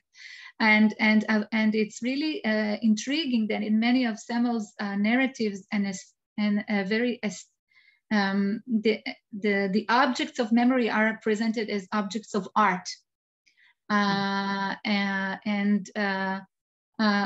Maybe except for Gershona, becoming Gershona, these are just old photographs, but there is no artistic characterization of the photographs. But in all of the other books that I mentioned, including this short story for adults, Woman from Fayum, the object is also connected to art. And art is a way to commemorate even trauma, and mostly trauma in Nava's narratives. So she uses it as a means to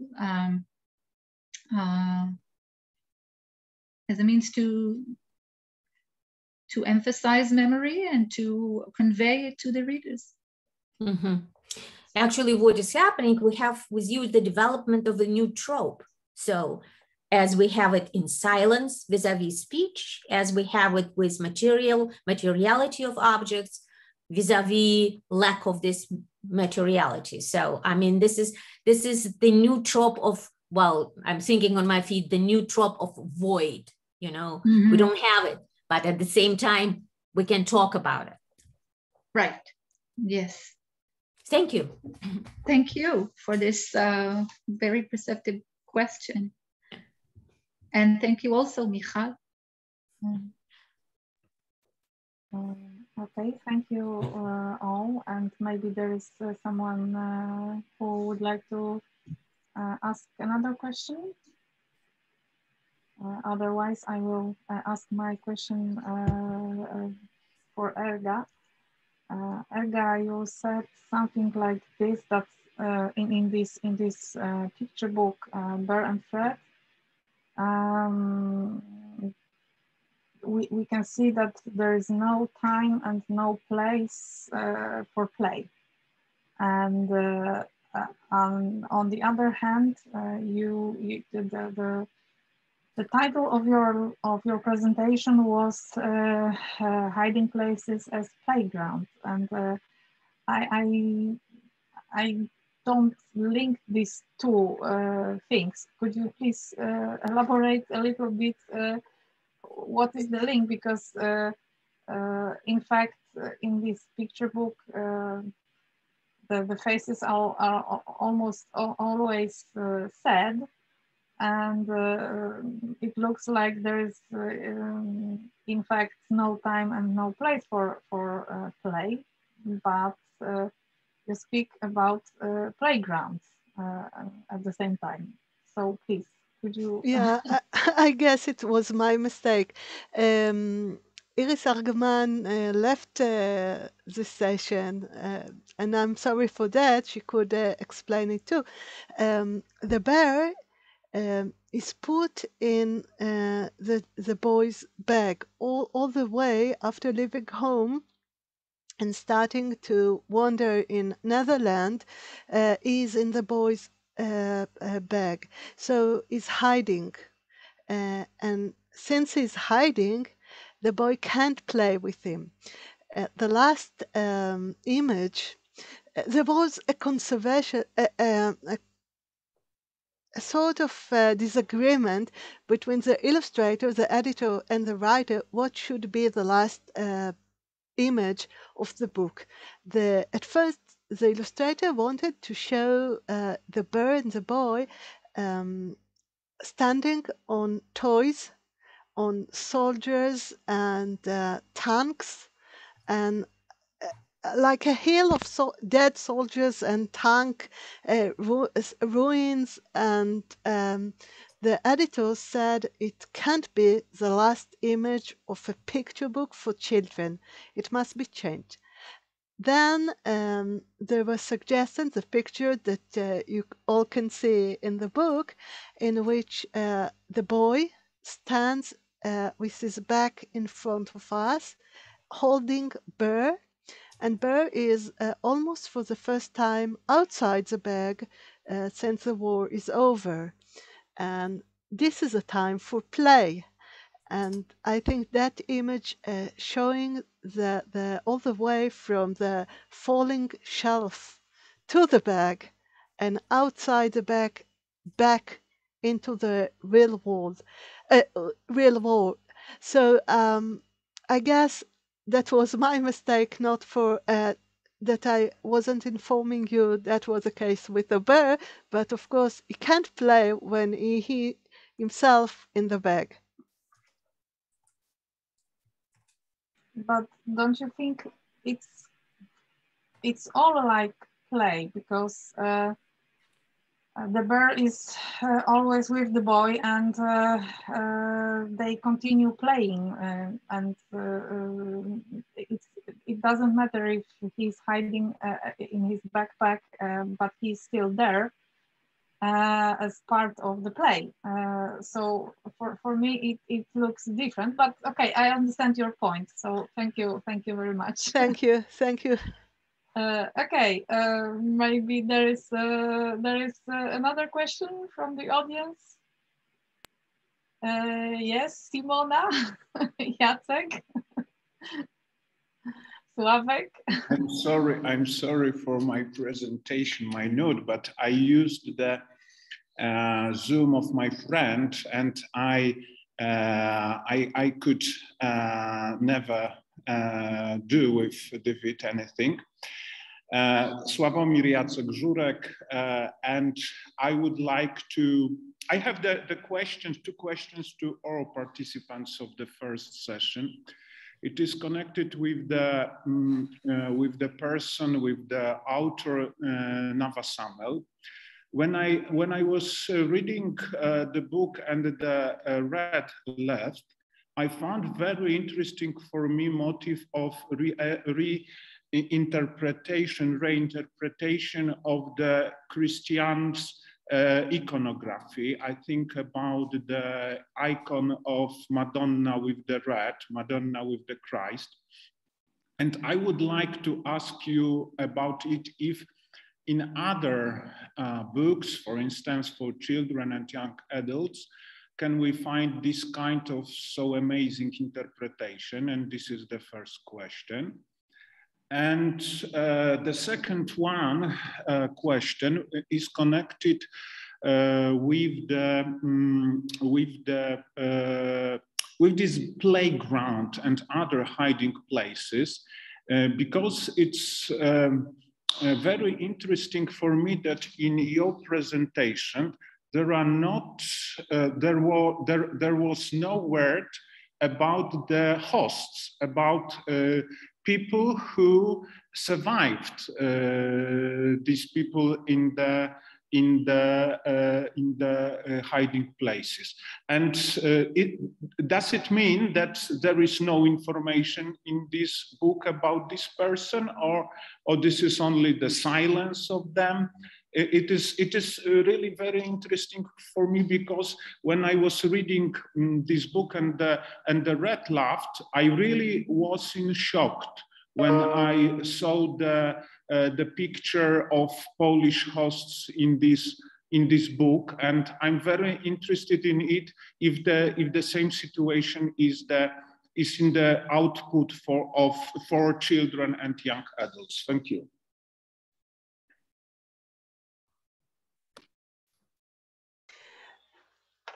I want to let Tamar Meir, if she may, answer the question.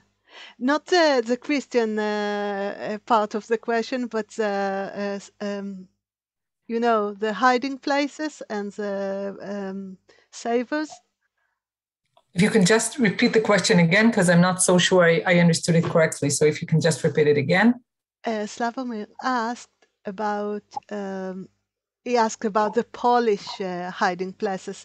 But when I was reading this book and the red laugh, I was in shock when I found the picture of the Polish hosts in the hiding place. And for instance, when I read this book, I wrote to my two sons that they really must read this book, because that's so very interesting. And when Erga and Smadar said about the books of Samuel's and the hiding places, I have a questions after these lectures. Does it mean that in this output for children and young adults, are there no information, are there no creation on the hosts of these hiding places? Because in the book and a rat laughed, this is really this is so strong picture of these people that I really, believe me, I was in shock. Well, I'm not so sure I understood what you mean. I just say that my book is, well, actually, it's about the person who was hiding the people in his ice cream shop. The book name is Francesco Tirelli's Ice Cream Shop. The book is dedicated to Francesco's memory. I can share here that I was supposed to be just landing from Budapest, which, well, everything was delayed again. It was supposed to be in April 2 years ago. We were supposed to participate in a very exciting ceremony, putting a large plaque on the ice cream shop in Budapest in the memory of Francesco Tirelli. For my father-in-law, this book was so important, not because he wanted to, he was a very humble person, but it was so important for him that so many kids will know the story of Francesco. It was very important to us. But I can also say that I thought I will talk about it in our last session, but in our next session. It wasn't his only hiding place. There was another hiding place in a village close to Budapest. And they were hiding there for a short while. And while my father-in-law did all the efforts he could in order to make sure that Francesco will be recognized as righteous person among the nations and will get this recognition by the state of Israel, he never said a word about the person that was hiding them in the house in his village. And when we asked him about it, I understood that it was a total, it wasn't the same. I mean, Francesco risked himself and was giving them shelter in awful circumstances, putting himself exposing himself to a huge risk, while the other Hungarian person in that village probably took all their money and never gave them not good enough shelter. I mean, they had to run away from there to another place. I don't think he saw him as an evil person, but he did not think he should do a great. I mean, he was 19 back then, so it's what he felt like. But what he took from the adults around him and what he felt about this person was that it was a business for him, and they didn't feel like it's a warm and lovely shelter. I mean, it's not that the life in the ice cream shop were a picnic, not at all. It was very tough, but Francesco was, I'll talk about it later. He did great efforts for them. They remained in touch with him after the war. They used to invite him to their house, to their festivals. They were in touch actually until Francesco passed away in 1956. And it was important for him to tell about Francesco to his children, to his grandchildren, to take them to this shelter place, to tell them about the person. So I think that what your question is actually talking about is the fact that not every hiding place is necessarily going with an act of compassion. A lot of times it did, but sometimes it didn't, and it's very complex. And because children's literature is, we cannot ignore that it is ideological literature and educational literature, the idea that some person helped the Jews is important than the mentioning of all the episodes and all the books, as Tamar and other books are telling about the fact that someone was good person, helped the Jews, but as a general and not specifical. It's very important to Tamar's family, of course, but for the readers, it's the case. Be good, be a good person. Absolutely, and I'm going to talk about it later. So, I mean, when I approached writing this book, it wasn't only from my family, like as a family story, but also for me as an educator, as a literature researcher, and I had a lot of thoughts in my mind. Right when I decided it's not, it shouldn't stay only as our own story, but should be out there. Can I? Smadar, and then Daniel, please. Relating to your question regarding the episode with the Madonna in the when the rat laughed, I tried to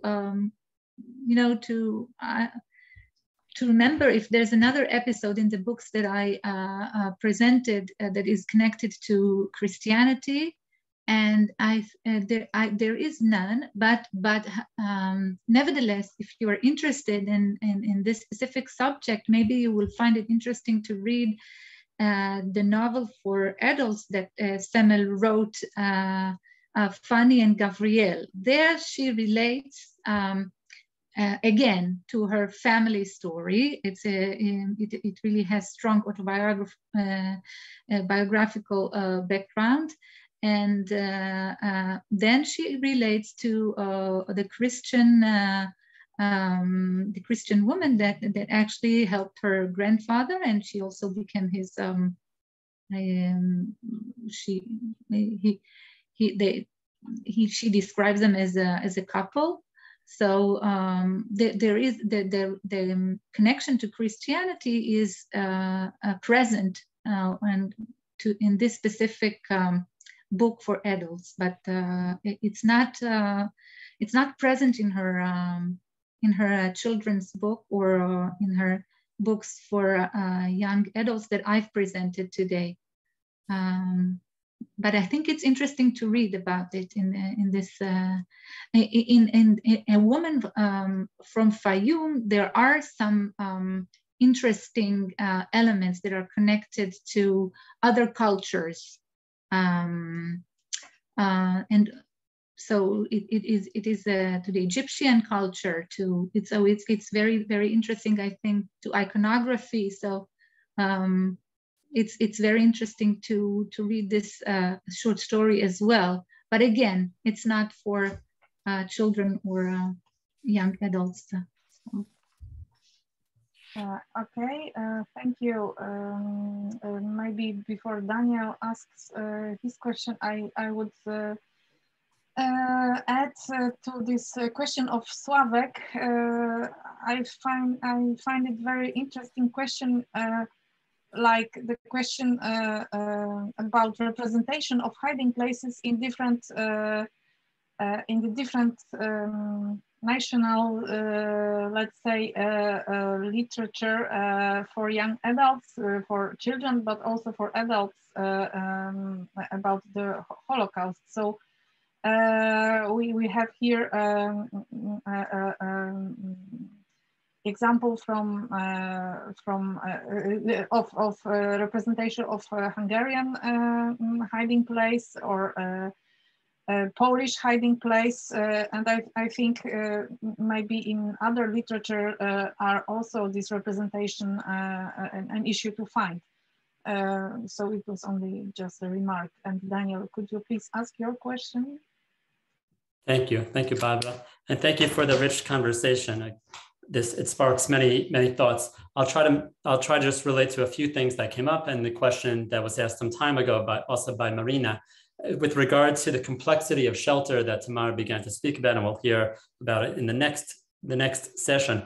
Though it's not a children's book, I think Ida Fink has written about this with extraordinary poignancy and delicacy. She has, especially in her collections, 2 stories about the complicated and contradictory emotions behind the relationship between the rescuer, those affording shelter at risk to their own lives, and those who are there. I would refer Sławek, you and your sons to Schron, one of them Shelter in English by Fink, which is actually set after the war, but is one of the most disturbing and moving stories about offering shelter, and the Polish family that then built a new shelter for their Jewish protectees, the couple that they've rescued. In the event that this happens again, they'll be more comfortable.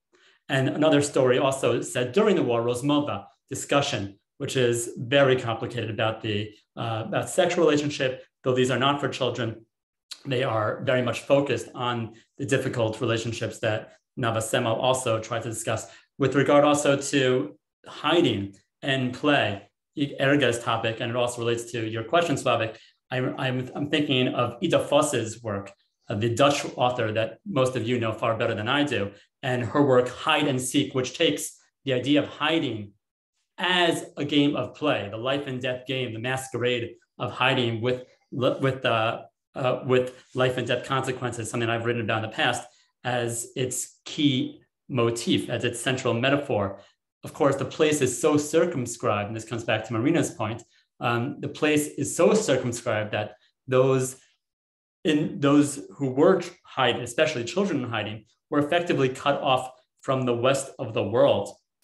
And this is also in the very metaphor of Island on Bird Street. He writes, how different, taking the idea of the Robinsonade Island and saying, how different was I than Robinson Crusoe, as though I were living on a desert island. Of course, he's in the middle of a city. His corner of the city has been depopulated by the massacres of the Großaktion that he has survived. And he is completely alone in that world. And it takes that idea of space where he's entirely trapped, and he tries to expand it through the work of the imagination. One last, and this idea of cartography, which you mentioned, Marina, and Chris spoke about last time. I could have gone in the direction of the geography. I was trying to focus this time on the chronology that Erga spoke about right after Chris in Lublin. Could equally be asked, of course, Fred and Bear, as Erga showed us, has that whole map in the back with all the routes closed off to them as they are trying to flee. Two last final points. I remember also that opposite, in the Warsaw Ghetto, which was this pit with we all know how overcrowded it was. Opposite the Judenrat's office was the only playground in the Warsaw Ghetto. And in July 1942, as the Nazis were massacring and deporting the residents of the ghetto, Chernyakov, the chair of the Judenrat, wrote in one of his final diary entries how he saw the SS come in and clear that final playground while the children scurried to try to find hiding places. And shortly, just a day or two after, is actually when he committed suicide. And there is a close relationship between seeing play turned into a site of massacre as the children could not find places to hide, and what happened to Chernyakov. I think about that, and I think about also the guardianship of the last playthings of what Iris Argaman writes about in Bear and Fred, a world where guardianship, the parental chain of care for the young, had broken down, and it was to playthings. It was to these artificial guardians, such as the bear, such as the objects that Smadar talked about, the material objects, that of course those who survived were themselves guarding and preserving, but felt that they had some magical aura, that they were guarding them, that today serve as these markers, these vessels of memory. We've all, Iris Argaman wrote about how Yehudit Inbar, the then curator of Yad Vashem, talked, and I've heard Yehudit mention this, talk about the bear as the Mona Lisa, as this prize object. And I've wondered why. It's a very small and tattered bear, but I think it's because of this relationship, these things that the people who, most of them died, there are other dolls that they have, Fred Lessing survived, that they invested with care enough to maintain, but thought that these things were somehow protecting them, that have given them this aura of powerful memory. So a few ideas about shelter, about the relationship between those who guard and those who survive, and the way that play is invested in all this, and the cartography that I think Marina does well to think about, but is certainly there in that idea of the island that is not a site of colonization, but a site, not for Alex, and not even for the other children who use this idea, Ida Voss, but as a site of them being colonized and hunted. Thanks. Barbara, if I may yes, add something. please, literature, it strikes me that both in children's literature and in the very early adult literature, the image of the aid giver, the one who the person who offers shelter, is very nuanced. It's not as bad as in And the Rat Laughed, but it is certainly not overall positive. It's for instance, the mothers, the women in the family, the foster family, are very nervous. Sometimes in an adult book, it's plain greed that motivates the aid givers.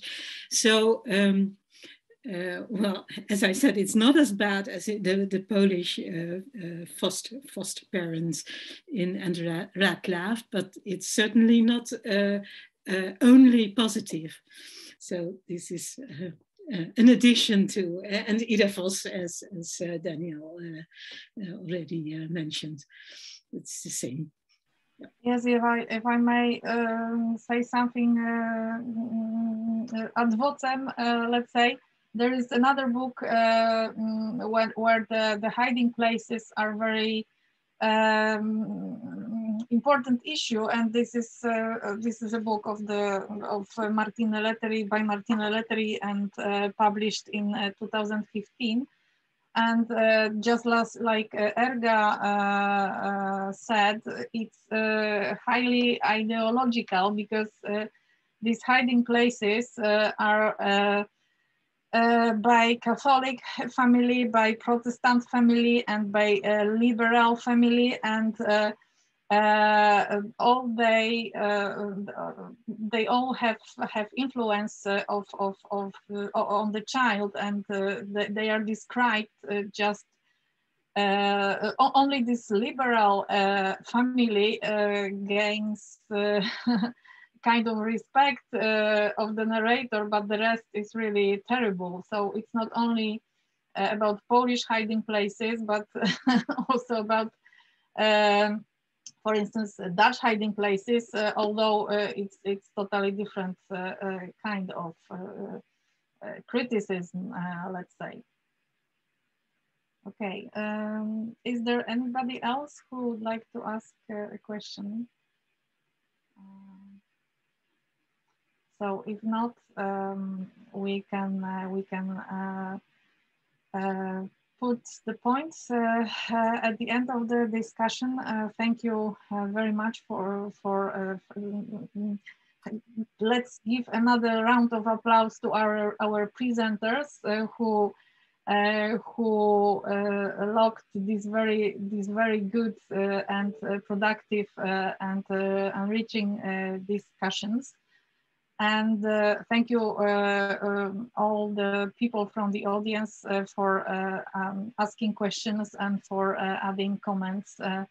And Erga wrote that this session ends at 18:30, and we start the next session at 18:45. So we have still 20 minutes for coffee or something else. So see you in 20 minutes, and thank you once more. Thank you. Thank you, Barbara.